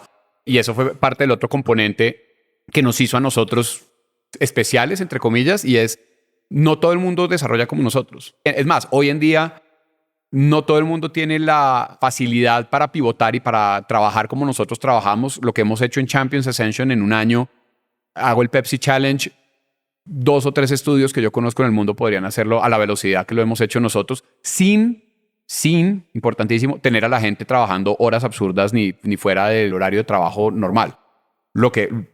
Pero porque ya tenemos una máquina súper afinada, iterativa y una filosofía de documentación, de colaboración que tomó años en construir. Lo curioso, lo afortunado que tuvimos nosotros es que nosotros no fuimos visionarios en el sentido de, ok, pensamos que hay una forma diferente de hacer las cosas, la fuimos haciendo porque nuestro ADN era medio hacerla diferente. Hoy en día, ya en retrospectiva, digo, wow, nosotros tenemos una forma, creo que bien diferente de ejecutar y de hacer las cosas. E incluso creo que podríamos en algún momento con nuestro productor y nuestros líderes de tecnología casi que escribir o documentar esa forma en la que hacemos las cosas para ver si hay otros estudios que pueden replicarlo, porque en mi opinión es la mejor forma de hacer juegos. Pero no fuimos 2 visionarios que en algún momento nos dijeron, ok, toca romper las reglas para salir adelante. No, qué pena para tratar con este punto tan lejos, pero es que yo entiendo, tratando de entender, es que tu equipo que han hecho es muy lejos en la realidad de cualquier otra persona que creen que son ágil. Un mensaje rápido de Quinto. Sí, Quinto es mi startup. Y de regreso al programa. Estamos en la guerra de la atención. Y tu talento no tiene más tiempo para lograr una transformación en tu equipo o en tu organización. Necesitas un enfoque de cambio de comportamiento que esté impulsado por la acción medible y más rápida que tomar una taza de café. Ayudamos a escalar el autodesarrollo de tu talento en menos de 30 días. Si quieres despertar la mejor versión de tu talento en temas como la innovación, la agilidad, el liderazgo y mucho más, ingresando a www.quinto.ai para agendar una cita o para probar Quinto gratis por una semana. Otra vez más. KINNTO.ai Quinto. Yo creo que sí. Ok. Sí, confirmo. Yo creo que nosotros trabajamos muchísimo con una persona que tiene muchísima experiencia, tiene 30 años de experiencia haciendo juegos. Inicialmente, cuando empezó a ver cómo nosotros hacíamos los juegos, pensaba que estábamos locos. Ya integrados en Jamseed decía, ustedes están locos, eso nunca va a funcionar. Esto es un peligro. Nosotros, por ejemplo, somos muchísimo más ligeros en documentación y muchísimo más inclinados hacia comunicación. Tú puedes, y esto es algo que aprendimos desde una temprana edad. El trabajo de un diseñador de videojuegos es comunicar. Y para comunicar, tú te puedes apoyar muchísimo en documentar cosas. Voy a hablar desde el lado del diseño. Tú puedes documentar todas las reglas y mecánicas y posibles stats y posibles valores de todo lo que hay en el juego desde el principio si quisieras, pero es un esfuerzo inútil porque todo va a cambiar. Es muy difícil que un humano pueda predecir desde el inicio cuál va a ser el destino final de un producto como un videojuego. Es muy, al menos desde mi perspectiva, es muy complicado. Y eso es a lo que me refiero con documentación. Entonces, cuando tú transformas eso en un paradigma iterativo, reduces la documentación y llevas muchísimo de eso a la comunicación. ¿Me entiendes? Ya no tienes que decirle al equipo todo lo que va a pasar y absolutamente todo, sino qué quieres, cuál es el objetivo de lo que quieres que pase en cierto pedazo del juego. Y en vez de documentarlo completamente porque posiblemente lo vas a tener que volver a reescribir, se comunican en el equipo cuál es el objetivo y las personas del juego, del equipo, contribuyen hacia ese objetivo. Entonces, no necesariamente yo le digo a mi programador, este ogro tiene tal y tal y tal y tal y tal y tal y tal stat, ¿sí? Sino, este ogro pega durísimo, yo quiero que se sienta como Hulk. Y el programador contribuye al producto haciendo, lo hice que el tipo cuando le pegan reciba menos daño. Claro, es resiliente. Súper chévere. Probémoslo. ¡Pum! Funciona. Perfecto. Ahora hace parte del producto real final. En vez de haberlo documentado, que es como muchos estudios están acostumbrados a trabajar, documentado desde el principio, después lo prueban y después toca volver, o incluso después arman 1000 cosas y después toca volver al documento original. Y lo que en mi experiencia sucede es que las pivotadas son mucho más duras y mucho más dolorosas. Pero aquí es algo muy importante. Es que mismo en este podcast, Todd McFarlane dijo, yo hablo otro idioma, yo hablo negocio. Cuando yo voy a un Google, abogados en CEOs, la gente cree que yo soy CEO en un artista en mi pastime. Ellos no entienden que yo soy artista, porque yo aprendí cómo hablar este otro idioma. Yo estoy escuchando que ustedes en su estudio hablan otro idioma. Que esta persona, ogro, entienden, imaginar y puedan traducirlo. Y hay cosas que no son escritos, que no son paz, que tienes que interpretar, es solamente armar como un equipo. ¿Qué pasa cuando alguien sale de su equipo? Súper buena pregunta. ¿Qué toman es el hueco? Antes de eso, te iba a decir, ahora, lo que acabas de decir le diste en el clavo. Imagínate donde tuviéramos que hablar 3, 4, 5 idiomas porque estamos haciendo 3, 4, 5 juegos. Y eso iba un poco con cambiar la gente del equipo y etcétera, la comunicación se entorpece. Eso que acabas de preguntar es clave de la estructura de equipo que nosotros tenemos. Esto funciona en parte porque nuestro equipo son muy senior, especialmente el lado de desarrollo. Normalmente cuando tú tienes a alguien más junior es mejor documentar para evitar errores y para evitar problemas. Entonces nuestro equipo se compone de personas que llevan ya con nosotros mucho tiempo, que son senior. Y obviamente cuando alguien se va, pues es un golpe durísimo porque no solamente es la dificultad de reemplazar talento, que de entrada es complicado, sino también reemplazar ese ADN, ese know-how, ese idioma, enseñar a hablar el idioma, etc. Entonces nuestros procesos de onboarding creo yo que son un poquito más dolorosos. Ese es un downside, no todo es perfecto, ese es un downside que tiene, pero al mismo tiempo siento que estamos aprendiendo, o por lo menos estamos siendo mucho más cuidadosos en el momento de reclutar, como tratar de dilucidar un poco mejor qué perfiles se acoplarían mejor y se subirían más rápido a este bus y aprenderían más rápido ese idioma que nosotros hablamos. No por decir que no tenemos personas junior, por dicho, también somos conscientes ya un poco de cómo hacer el proceso de crecimiento de estas personas que sean más junior dentro de la empresa y qué tipo de labores tienen que, como qué tipo de labores pueden atacar desde el principio y qué tipo de labores darles para que poco a poco vayan construyendo y aprendiendo ese idioma. Ahora, siento que tenemos una ventaja y es que siento que nuestra cultura de trabajo es súper chévere.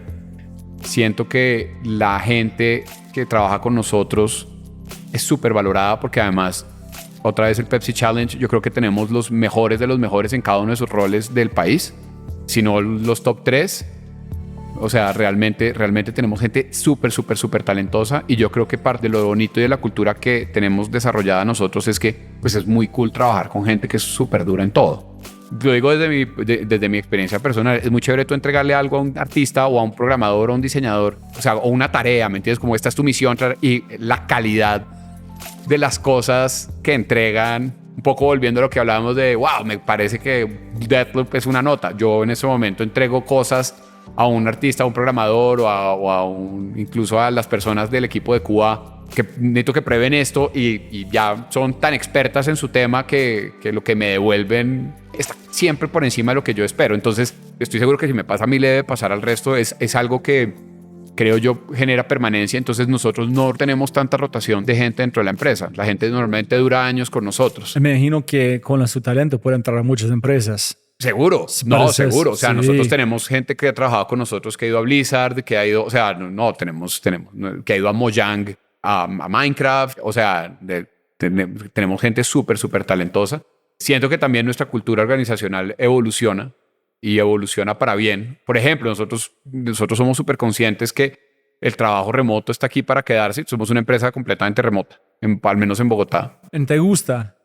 A mí, por lo que, volviendo a nuestro tema de las niñas, claro, para mí es una nota que poder estar aquí y ver crecer a mis niñas, y estoy seguro que para muchas personas sus razones de estar en la casa, no tener, por ejemplo, que desplazarse hasta una oficina, etcétera, pues les mejora la calidad de vida.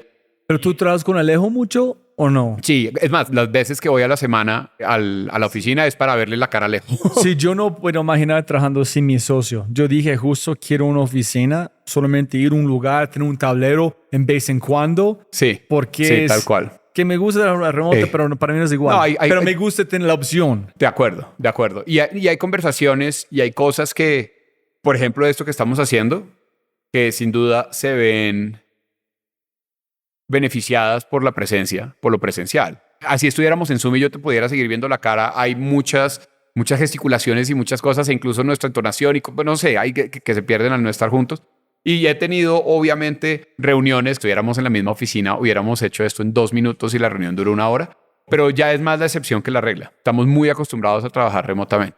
Y cuénteme, ustedes tienen un proceso muy estructurado sobre algo de agilidad, de probar algo, eso es como hacemos, eso es de tiempos, un formato, unas aplicaciones, una mentalidad que ustedes usan, o es allá, pero no puedes articularlo. Digamos, del lado de desarrollo, nuestros líderes técnicos son unos super cracks y ellos son los que más estructurados están junto con nuestro productor.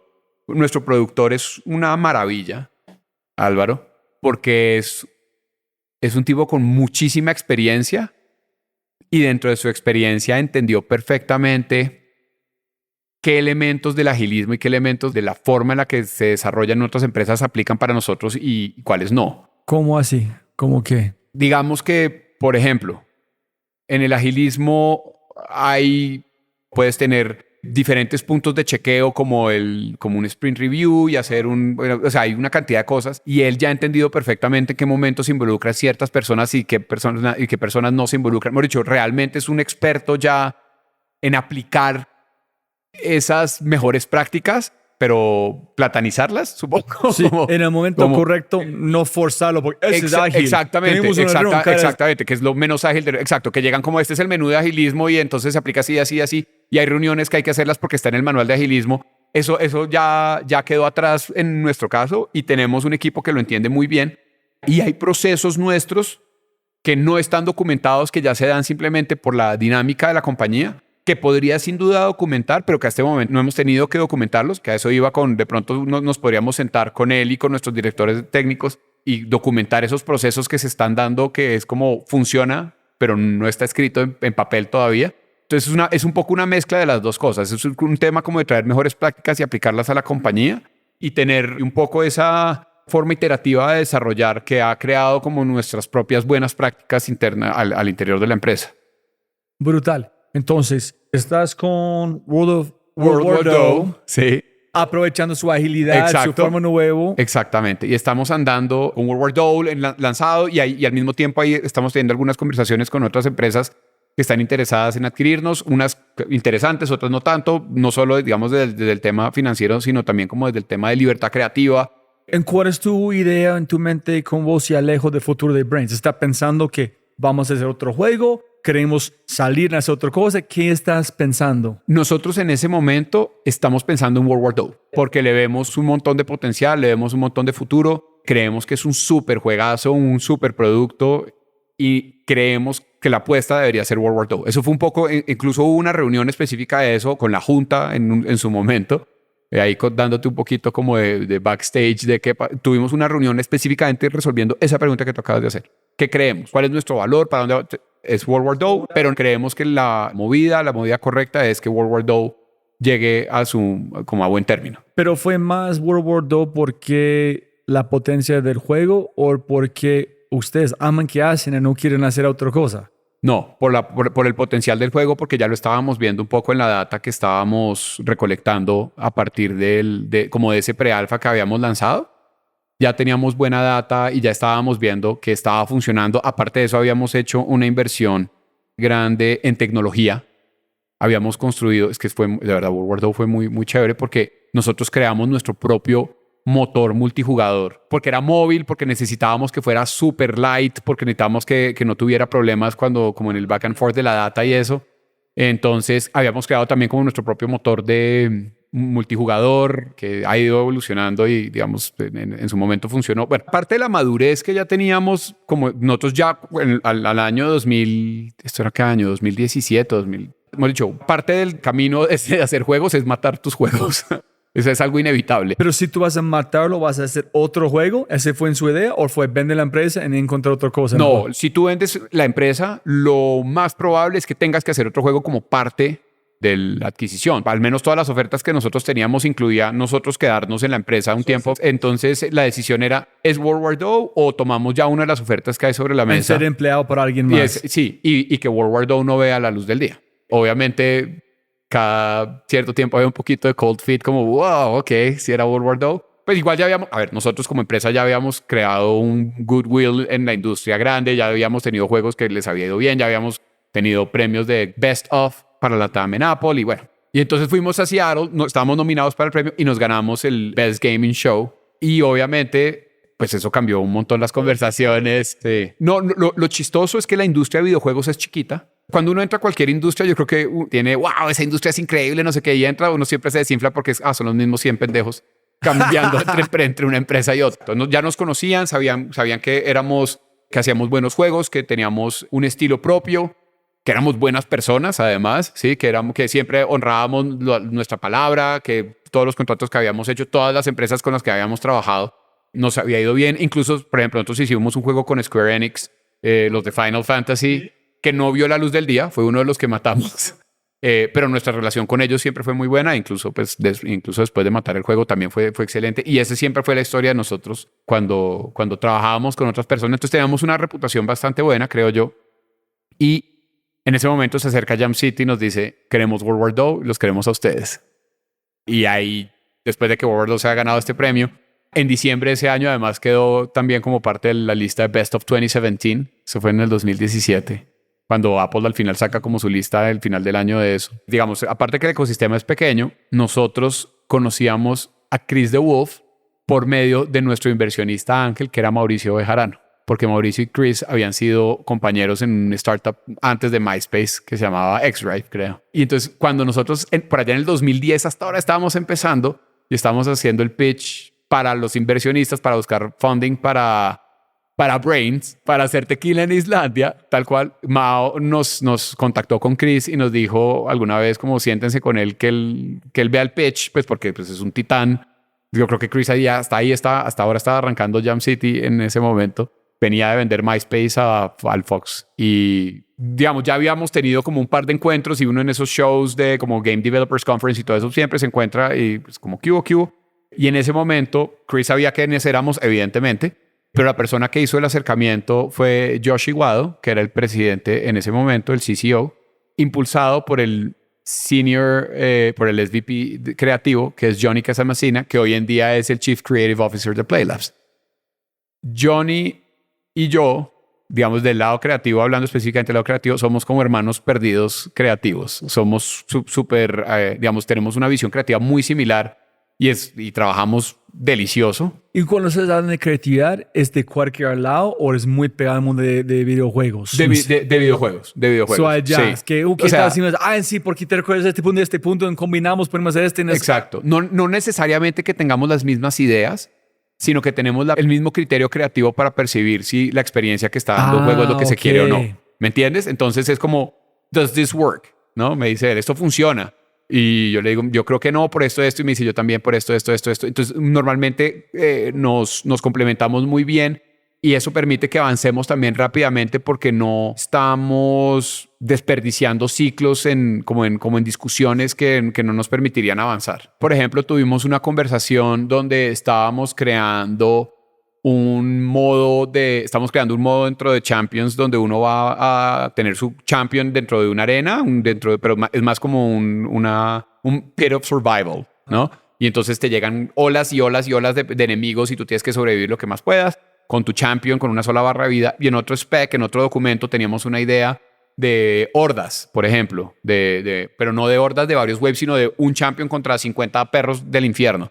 Y entonces, pues, lo que dijimos es, obviamente, estos dos deberían coexistir y el tema de los perros del infierno debería pasar es en uno de los waves que uno está sobreviviendo. Entonces, un wave es los perros del infierno y entonces de ahí saltamos a, wow, sería muy chévere si entre cada wave o cada cierto número de waves hubiera un elemento como random de listo, ya no te puedes curar en este wave. Y después listo, ya los perros del infierno tiran rayos desde los ojos y Entonces, y esto es lo que sucede en una llamada entre él y yo creativa de media hora. Esos perros de infierno, bla, bla, bla, con láseres. Suena menos interesante ahora que lo dices tú, pero no tiran, eso es un ejemplo, ¿no?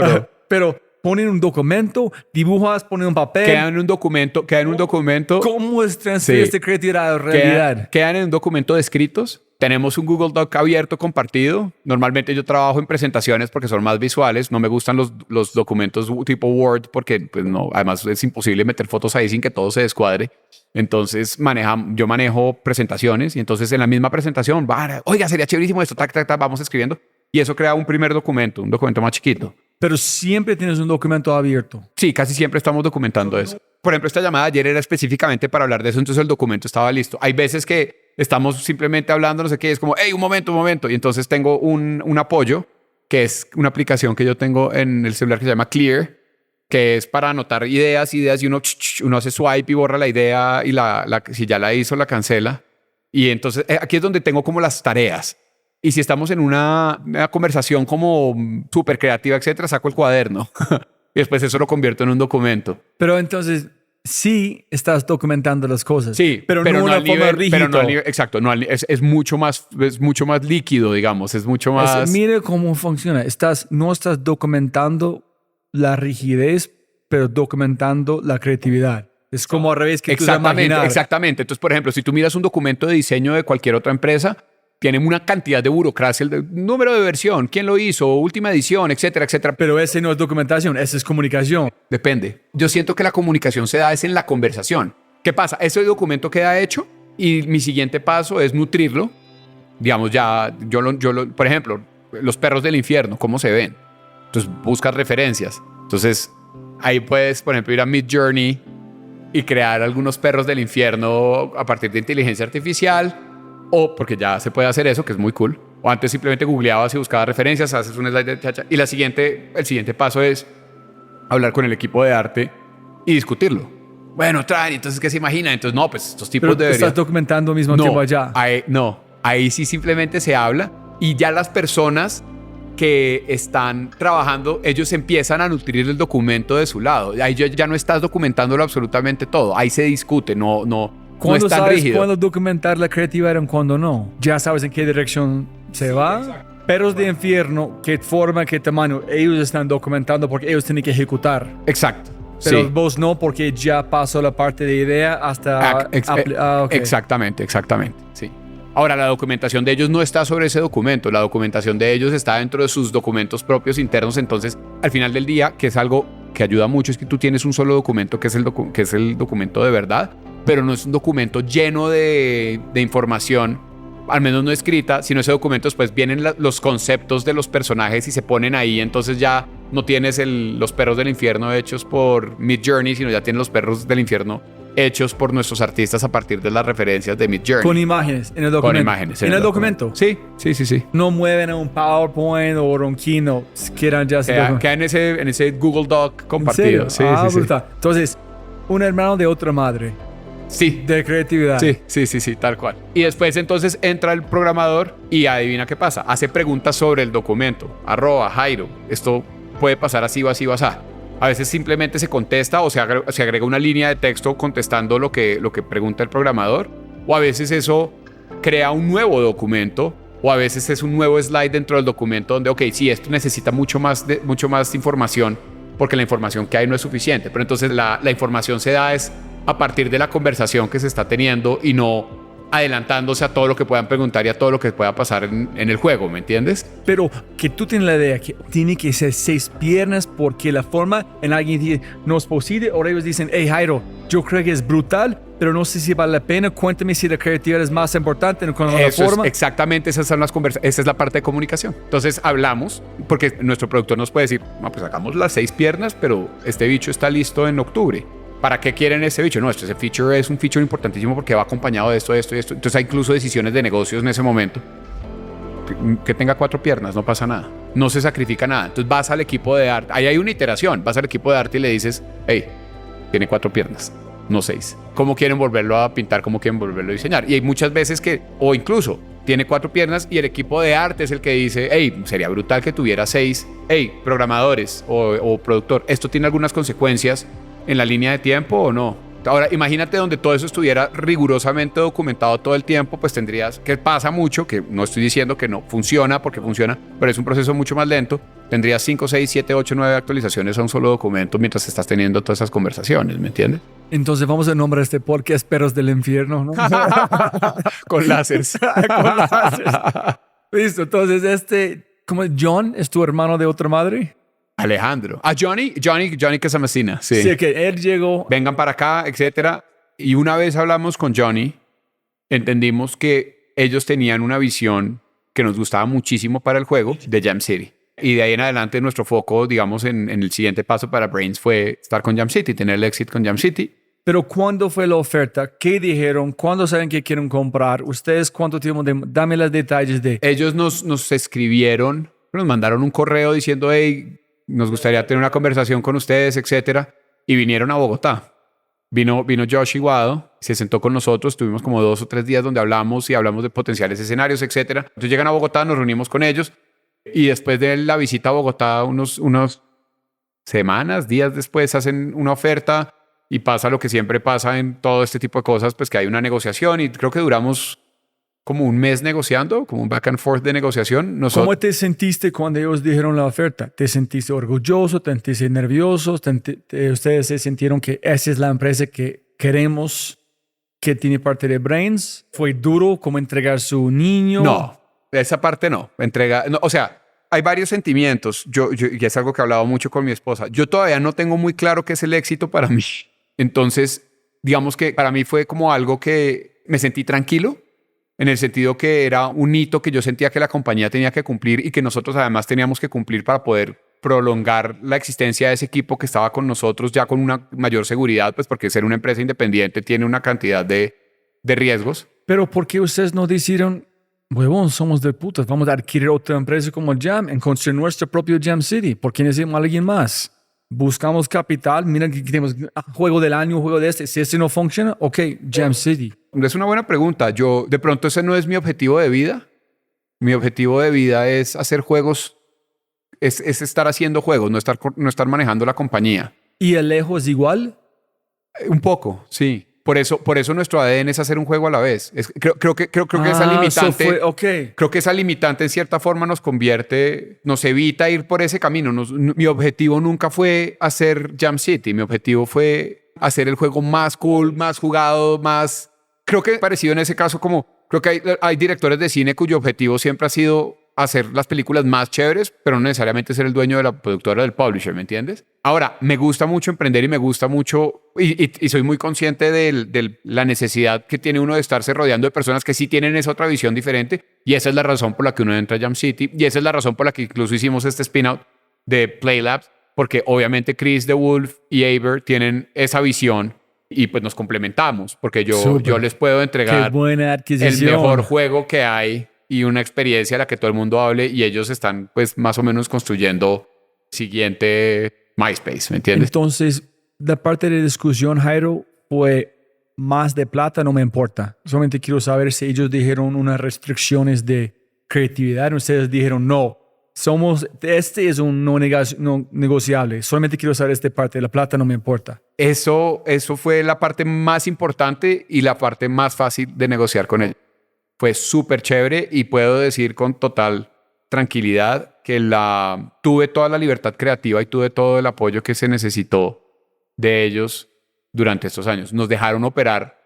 Incluso es bien interesante porque parte de la filosofía de ellos es que cada estudio, porque tenían estudios en Toronto, en Berlín, en Los Ángeles, en San Diego, en San Francisco, cada estudio se manejaba dentro de la filosofía del estudio, con el ADN de cada estudio, y fueron súper respetuosos siempre con eso. No es Jam City encima de Brains, es Brains operando como su propio... Ahora éramos Jam City Bogotá, nos convertimos en Jam City Bogotá. Pero es Brains. Es Brains. Con nombre de Jam City Bogotá. Es Brains con nombre de Jam City. Fue complicado de decir a su equipo, hey, alguien va a requerirnos, eso es qué significa, vamos a hacer esto, o fue sencillo, solamente una transición ya. Yo creo que nuestro equipo siempre ha depositado una confianza que esperamos haber siempre honrado, y siempre ha sido una transición fácil, tanto cuando nos convertimos en Jam City como cuando salimos a Playlabs, porque todo el equipo de Bogotá salió a convertirse en Playlabs.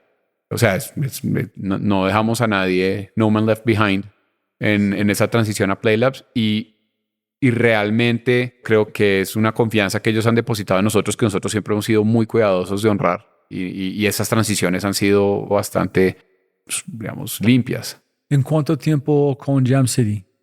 Duramos con Jam City del 2018, febrero, marzo del 2018 al 2000, ahorita febrero de este año.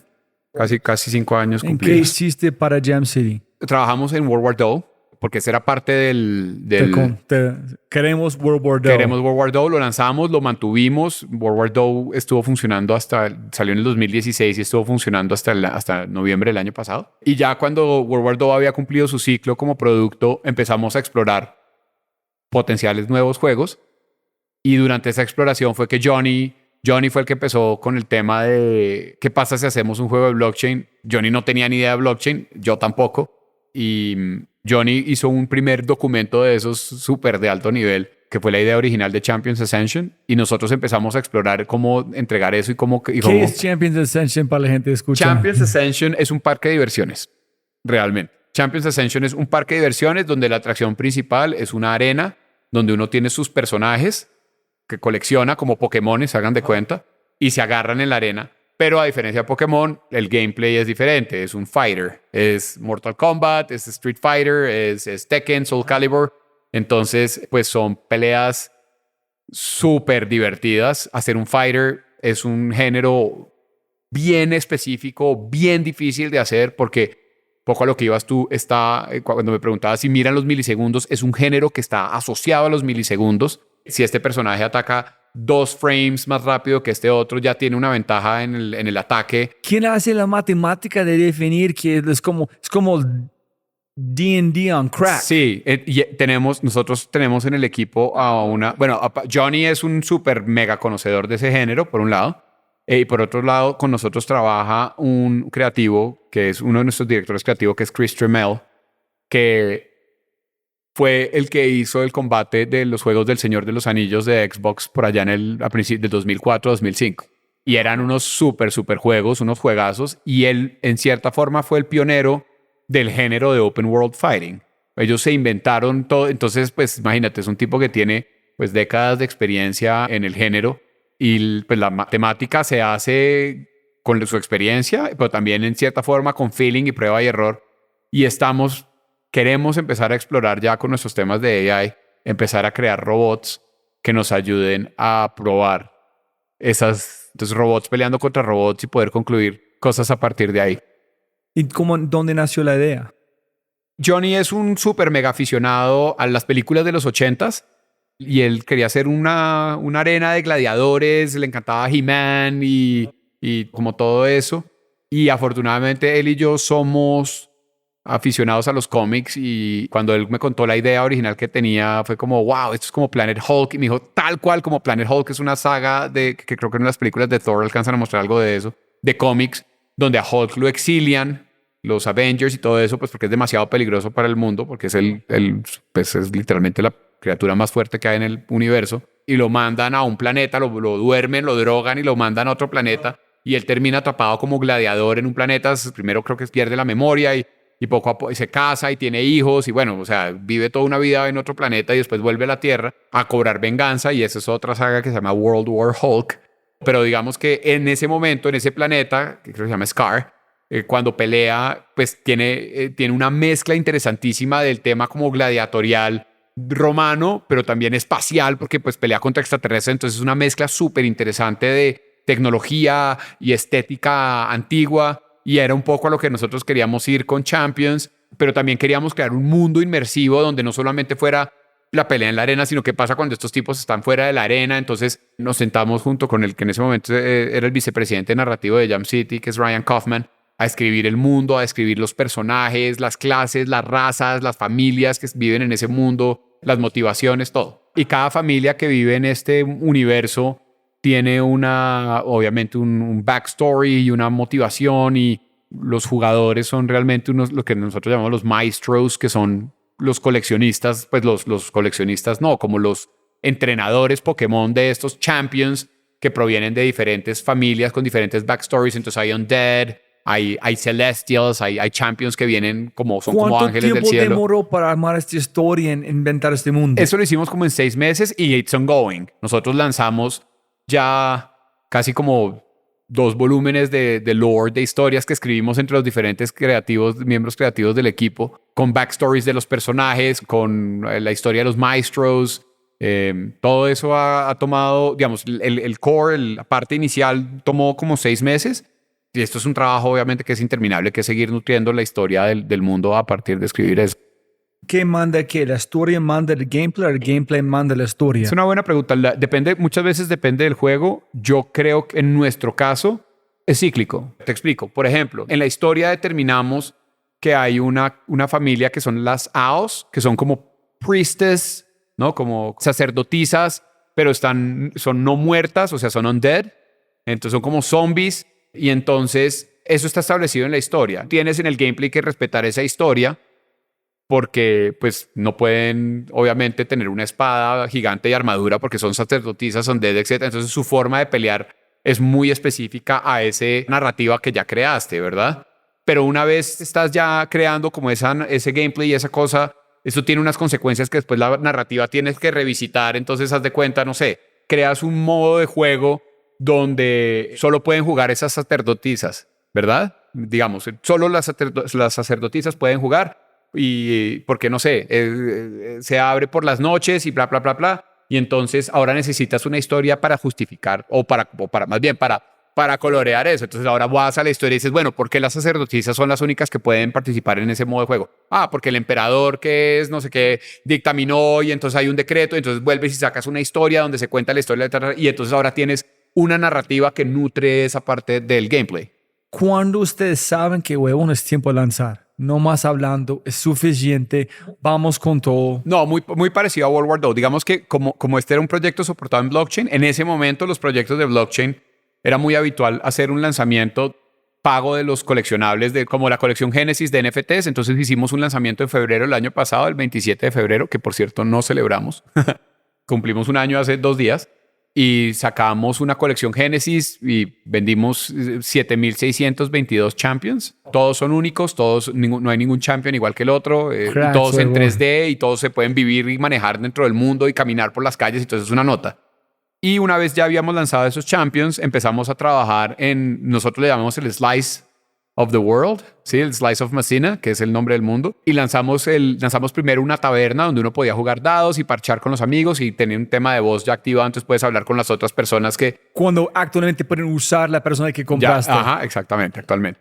Y después de eso lanzamos el courtyard que está enfrente de la taberna, entonces ya puedes salir al courtyard. Después lanzamos la arena, entonces ya puedes empezar a pelear.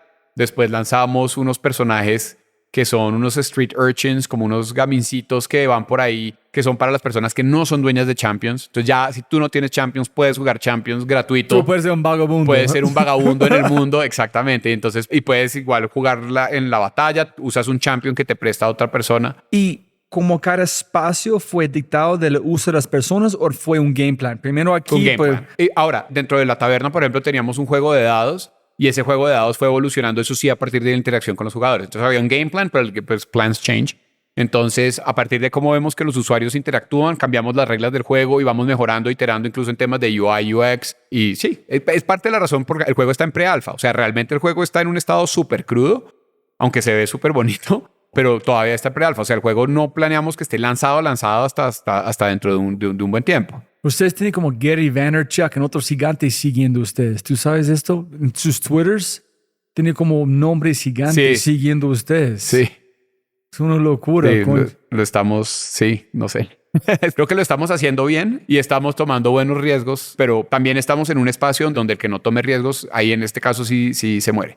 Digamos, nosotros, por ejemplo, estamos ahorita pensando en un formato de monetización relativamente nuevo que le estamos poniendo Play to Mint, y es algo que va a permitir que los jugadores extraigan valor del juego y lo lleven a un mercado con dinero real y todo eso. Digamos, como creando una nueva versión de ese mercado de NFTs que hasta ahora ha sido un poquito como el lejano oeste, donde hay rock pools y hay una cantidad de cosas. Estamos tratando nosotros de crear una versión de eso que sea muy justa con el performance del jugador en el juego y con el tiempo que el jugador ha invertido en el juego.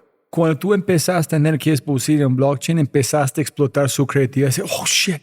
A mí lo que me pasó con eso es muy chistoso porque obviamente hoy que estamos haciendo este podcast, el mundo tradicional de juegos ve el tema de gaming en blockchain como el diablo. Mucha gente dice es una solución buscando un problema, y yo no lo vi así desde el principio, porque yo era muy consciente de un problema que ya existía, que me pasó a mí, y es que yo tengo juegos en los que he gastado más de 10,000 horas y no me volví streamer y no me volví profesional del juego tampoco. Nunca gané en el aspecto competitivo. Nunca tuve un retorno de esas 10,000 horas. Y obviamente uno puede argumentar, no, pues el retorno es haber jugado y pasado bien. Pero la realidad es que hoy en día el modelo free to play requiere de inversiones incluso bastante grandes de personas para sostener esos juegos. Entonces, pues lo único que están haciendo esos juegos es extraer valor del usuario en pos del entretenimiento. Pero yo siento que la balanza ya no es justa. Ya la cantidad de valor que se extrae del usuario no compensa la cantidad de entretenimiento, de tiempo que la persona está gastando en el juego. Y es algo que yo sí veo que del lado de blockchain se puede corregir. Entonces, y además de cierta forma le recompensas al jugador la creatividad cuando tienes temas de user-generated content y todo eso. Hay una cantidad de gente que argumenta que eso poluye la experiencia pura de diversión y etcétera, pero la realidad es que el modelo de free to play que ya existe y como está implementado, o sea, por ahí ya pasamos hace rato, y esa, en mi opinión, es un modelo destructivo. Bueno, y mi holy shit moment, más que un momento como creativo de wow, voy a poder crear esto, que ya hemos tenido, pero al inicio fue como holy shit, esto es más justo de lo que ya hay. O sea, si se hace bien hecho, porque como está implementado ahorita es el viejo dije, creo que se puede generar un espacio masivo siendo mucho más justo con el jugador y siendo súper rentable para el desarrollador también, porque pues hay que comer y hay que pagar sueldos y etcétera. Pero vi como ese punto, como un sweet spot donde digo, wow, ahí hay algo donde si tú logras ese sweet spot es algo que puede existir durante décadas y décadas y décadas y no es un negocio insostenible hoy, que creo yo que un poco más caníbal de lo que me gustaría a mí ser. Es muy polémico también, me imagino. Sí, total. No, pues sin haber explorado el blockchain, porque el blockchain es súper complejo, sin haberlo vivido como desde adentro, era muy difícil tener un momento de eureka a nivel creativo. Por lo menos para mí lo fue. Ahora que estoy metido, sí ya hemos tenido un par de momentos donde decimos, wow, al final del día sí hay unas oportunidades creativas ahí súper chéveres, súper interesantes de contenido generativo del lado del ownership del jugador que no son posibles, al menos con las tecnologías tradicionales. Entonces, esos momentos para mí fueron posteriores, ya estando más metido dentro del tema de Web3. Ustedes están en un momento un punto al borde del abismo, no sé, pero estamos ahí, sí. Es más, parte de los problemas que han tenido muchos proyectos de blockchain una cosa que nosotros hemos sido muy cuidadosos con los temas legislativos, porque además somos una compañía norteamericana. Hay muchas empresas que en blockchain pues hacen lo que quieran porque están constituidas en digamos, Islas Caimán, por decir algo. Nosotros no. Y entonces hemos sido muy cuidadosos también del tema legislativo. Y en parte porque hemos sido cuidadosos con el tema legislativo, hemos sabido no atar nuestra suerte a la suerte, por ejemplo, de la moneda. Hay muchas empresas que se han quebrado porque su producto, su valor, depende muchísimo de las fluctuaciones del mercado. ¿Me entiendes? Porque, digamos, el NFT no tiene ninguna utilidad. Entonces, la única utilidad es el hecho de ser coleccionable y ser único, pero no tiene utilidad más allá de eso. Y entonces, cuando tu utilidad es eso, pues tu valor depende de muchos factores externos y entonces nosotros hemos sido muy cuidadosos de no caer en eso. ¿Ustedes han pensado que este blockchain cosa no funciona, gente? ¿Ustedes solamente pueden tomar y convertirlo en un juego normal, en venderlo? Es que ya es así, porque realmente la visión es fun first. Es un juego súper divertido. Se apoya en temas de blockchain como coleccionables y eso, y estamos empezando a conectarlo en temas de inteligencia artificial para temas de user-generated content y cosas de ese estilo. Pero al final del día es un juego divertido, exacto. Por eso, digamos, nuestro sales pitch no es, hey, ven y gana plata con blockchain. Eso para mí es una solución a un problema que sí existe, pero nuestro sales pitch es la arena más brutal e increíble del mundo donde solo los berracos salen. Nosotros estamos haciendo, haz de cuenta, lucha libre, unas historias como larger than life, como entra y conviértete en el duro de la arena. Y si lo eres, obviamente, pues vas a poder recoger esa fama y esa fortuna que has creado en el mundo real. Pero la idea es, si el juego no es muy divertido, estás muerto. Ese puede ser el nombre del podcast. Eso es. Voy a pensar si esto o Perros del Infierno con láseres. Perros del Infierno y el subtítulo es, si el juego no es divertido, estás muerto. La película. Listo. Las últimas preguntas. ¿Cómo han sido tu evolución? Porque tú ya hablamos mucho de creatividad. Tú siempre le gusta hablar de eso. ¿Cómo han sido tu evolución en ese tiempo con su creatividad? ¿Qué han pasado con su creatividad? ¿Han cambiado? ¿Han mejorado? ¿Es diferente? ¿Tú eres menos creativo? ¿Tú eres más creativo? Mira, yo siempre he dicho que la creatividad es un talento que tú desarrollas, ¿sí? Creativity is ideas with practice. En español. La creatividad es ideas con práctica. La genialidad es creatividad con confianza. Aprender a ejecutar tus ideas y practicar a tener ideas. Yo sí creo que la creatividad no es un talento dado por el universo, ni la creatividad es algo que todos tenemos y que todos podemos desarrollar siempre y cuando practiquemos a ser creativos. Las dos cosas, generando y ejecutando, pues porque de lo contrario no sabes si la idea es buena. El ejemplo del básquet, pues si tú practicas y nunca sabes si la pelota entra en el hoop o no, pues no sabes si estás realmente mejorando o no. Entonces lo mismo pasa con la creatividad. La creatividad es, ten ideas, digamos, en el ámbito que quieras creativo. Tienes las ideas, practicas, ejecutas. Tienes las ideas, las ejecutas y de esa forma practicas tu creatividad. Eso es creatividad. Ideas con práctica. Parte 2, la genialidad es creatividad con confianza. El momento de verdad de todos los creativos toda la vida es, una vez tú pones la idea ahí afuera, saber reconocer si efectivamente es una buena idea o no y tener la confianza para llevarla al siguiente nivel, para volver a iterar sobre ella, etc. Eso es súper difícil, porque uno como creativo duda constantemente de sí mismo. ¿El juego cómo se llama otra vez? ¿Ascensión? Que Champions Ascension. Champions Ascension. Porque si, escuchándote, conectando los puntos, sería muy sencillo para escucharse es estúpido. No hay que jugar a ay, qué bobada. Otro es, no, ese es brutal. Es la misma cosa, la misma verdad. Total. Pero su creatividad es, no, hay que potenciar porque han tomado tantos shots que tú viste algo que puedes intuir que van a ser gigantes. Exactamente. Y confiar en tus instintos. Cuando yo empecé como creativo en juegos, e incluso atrás, el 80% de las veces que yo sentía que algo estaba mal y que alguien me daba, por ejemplo, como director creativo, hablemos solo como director creativo, que alguien me entregaba algo en mi gut feeling me decía, algo en mí me decía, esto no está del todo bien, esto lo debería cambiar. Cuando yo empecé, el 90% de las veces me quedaba callado. No lo decía. No estaba seguro si era un buen feedback o no. Siendo ya director creativo. Hoy en día, el 95% de las veces, o el 99% de las veces, hablo. Porque tengo la confianza. Eso para mí ha sido el mayor crecimiento que he tenido como creativo y es tener confianza en mi creatividad. Todavía me pasa muy de vez en cuando que me quedo callado y eso sí te lo aseguro, el 100% de las veces que me quedo callado, después me doy cuenta que no me debía haber callado. No, esto no significa, no significa que yo tenga toda la verdad ni que sea, sino que significa que mis instintos se han perfeccionado, se han vuelto muy buenos. Entonces yo no siento que sea mejor creativo, yo no siento que ahora tenga mejores ideas, para nada. En eso no evolucioné, me volví mejor sabueso de ideas, me volví mejor director creativo, me volví mejor sabiendo qué funciona y qué no funciona. Pero si yo leo mis ideas de hace 10 años, por ejemplo, hay veces que yo digo, wow, me gustaría tener estas ideas. O sea, wow, estaba súper creativo en ese tiempo. O sea, yo siento que eso es un flujo. El peor y mejor consejo que has recibido en tu vida. Mejor dicho, creo que he tenido la fortuna de no recibir un pésimo consejo nunca. Como no puedes hacer tequila en Islandia. O de pronto sí, o de pronto no oírlo, o de pronto no les paro tantas bolas. Yo creería que uno de los mejores consejos que he recibido en mi vida es el de Diego Ángel de enfocarnos en un solo producto. Él lo vio desde el principio. Pero fue de intuición de quién son ustedes como unos seres humanos o de negocio. Que es dos, okay. Las dos. Yo creo que pues tú conoces a Diego. Sí, Diego es como un chamán. Sí, entonces yo creo que Diego, es muy chistoso porque es un chamán paisa. Entonces tiene como la parte de negocios y tiene la parte espiritual. Con su tercer ojo, exacto. Entonces yo creo que ese francamente puede ser uno de los mejores consejos que he recibido en la vida. En qué lindo pensando que no han escuchado un mal consejo. Pues si me tienen la fortuna de rodearte en el mundo de videojuegos, que es pequeño, en todos son creativos, en la gusta que hacen, que no están alrededor de pendejos tratando de decirte cosas incorrectas, solamente están jugando. Entonces, como alguien me da un mal consejo jugando. De acuerdo, sí, de acuerdo. Listo. Y si pudieras enviar un mensaje a toda América Latina a través de WhatsApp, un audio, ¿qué mensaje enviarías?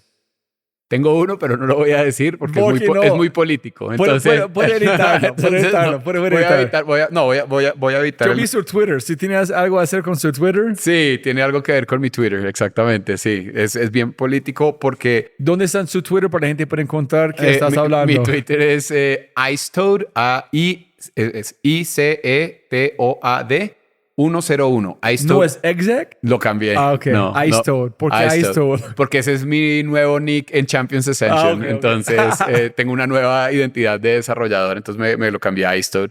Porque antes era exec 101, ahora es Icetoad 101. ¿Por qué 101? Esa es una buena pregunta. Por el Room 101. 1984. Ok. De 1984. El Room 101 donde uno enfrenta como sus mayores miedos y todo eso, donde meten a este tipo, a Winston Smith con la jaula de las ratas. Tienes que ver Severance. Voy a enviarte cosas. Mándame una lista de cosas para hacer. Es por ese cuarto. Listo. Entonces, el mensaje que no es político... Yo creo que el mensaje sería sobre el sacrificio, nuevamente. Siento que no debemos perder la capacidad de sacrificarnos por el otro, ni de sacrificarnos en nuestras vidas. Nos hemos vuelto... Creo que una cosa bonita que siempre ha tenido Latinoamérica es la familia, como ese valor que se le da a la familia. Y la familia implica muchísimo sacrificio y creo que como humanos la tendencia se está volviendo un poco hacia evadir el sacrificio y maximizar el placer personal y no comprometernos a cosas de largo plazo. Un poco la vida que nos permite tener esta vida digital, virtual, es como un poco más cortoplacista, mediano plazo y no nos gusta... Sí, nos evitamos sacrificarnos de pronto en relaciones de largo plazo, por ejemplo, o cosas de ese estilo, y siento que perder el sacrificio nos va a costar en el futuro. sacrificar con propósito porque exactamente, tú quieres, sí. Exactamente. Nada, digamos que por lo menos mi experiencia es que nada en la vida que vale la pena viene sin sacrificio. Tengo otro podcast para vos para escuchar.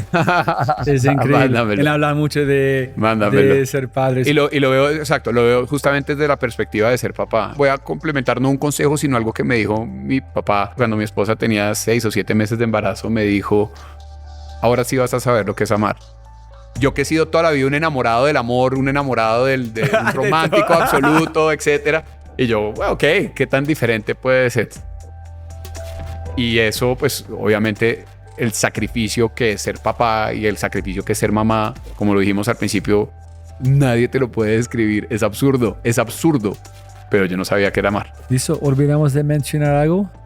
Nada, importante. Un saludo a todo mi equipo de Champions. ¿Listo? Y a mi familia. Dale como un momento de gratitud a Alejo y su equipo. Un momento de gratitud a Alejo, que siempre me ha acompañado en mi oficina. ¿En qué es especial de Alejo?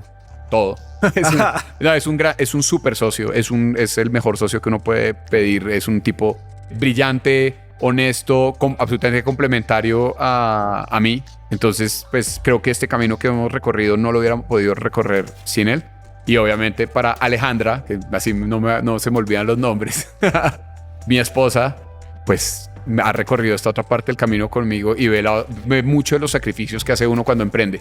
Porque volviendo al tema de sacrificio, emprender es también, digamos, del lado laboral. Poniendo sacrificio a otras personas. Totalmente. Sacrificas una cantidad de cosas, sacrificas en muchos momentos sacrificios financieros. Mira esto, es que estamos siempre pensando, no tenemos que sacrificar, pero nunca pensamos a veces cuánta gente está sacrificando para nosotros, que no hemos dicho gracias para sacrificar. Sí, total. De acuerdo. Entonces, gracias a todos los que de verdad han sacrificado algo para que estemos aquí hablando tú y yo. Listo. Y si me regalan más plata, no más tiempo. Gracias, Robbie.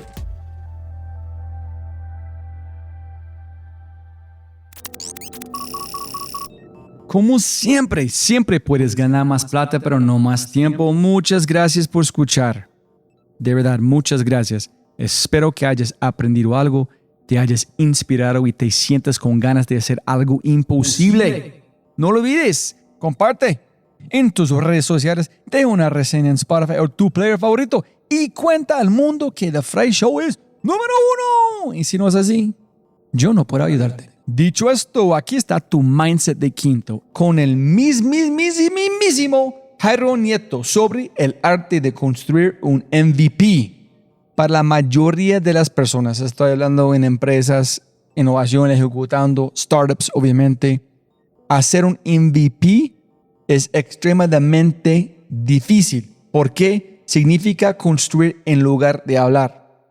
Pero la pregunta, ¿eres tan bueno construyendo un MVP que es una forma de arte? Enjoy. Digamos que nosotros tenemos una característica medio rara y es que somos empresa al mismo tiempo como universidad. Pues porque cuando empezamos no existía una base de personas dedicadas a esto en el país. Fue un poco como decidirse a hacer tequila desde Islandia. No es como, bueno, hagamos juegos desde Colombia, es tequila en Islandia, no hay materia prima, no hay mano de obra, no hay, pero hagámoslo, exportémoslo desde acá. Entonces nos ha pasado que hemos tenido nosotros que formar nuestro propio equipo. Entonces, inicialmente lo único que se necesitaba era pasión, era ganas de hacer las cosas y ese había sido hasta ahora nuestro criterio nuestro rigor máximo o lo que más evaluábamos, pero sigue primando para nosotros es la capacidad de resolver problemas. Cuando empezamos yo creo que posiblemente la peor empresa de Latinoamérica para desarrollar un MVP, porque éramos muy malos. Como siempre queríamos un poco más y entendimos después, yo creo que por ahí el primer año, que hacer un MVP es un talento. O sea, saber pararnos, saber volviendo un poco como detectar cuáles son esos elementos core, esos elementos básicos claves que definen tu producto. Eso es algo que hemos tenido que venir desarrollando. Y ya lo que hacemos es que justamente como parte de nuestra metodología, cuando identificamos esos elementos que resuelven esos dolores y esas necesidades de la persona, cuando esos elementos están chequeados, tenemos el MVP. El resto no importa y vamos iterando y aprendiendo sobre el elemento en vez de tratar de hacer una cosa más grande. Pero eso ha sido solamente, eso es experiencia, eso es ya volverse mañoso. Si disfrutaste este podcast, mira lo que las empresas están haciendo para llevar a su talento a tomar acciones pequeñas y obtener resultados grandes. Únete al Mindset Revolution. Ingresa a www.quinto.ai para probar Quinto gratis por una semana. Quinto.ai. www.kinnto.ai. Quinto. Siempre puedes ganar más plata, pero no más tiempo. Chau, chau, chau, chau.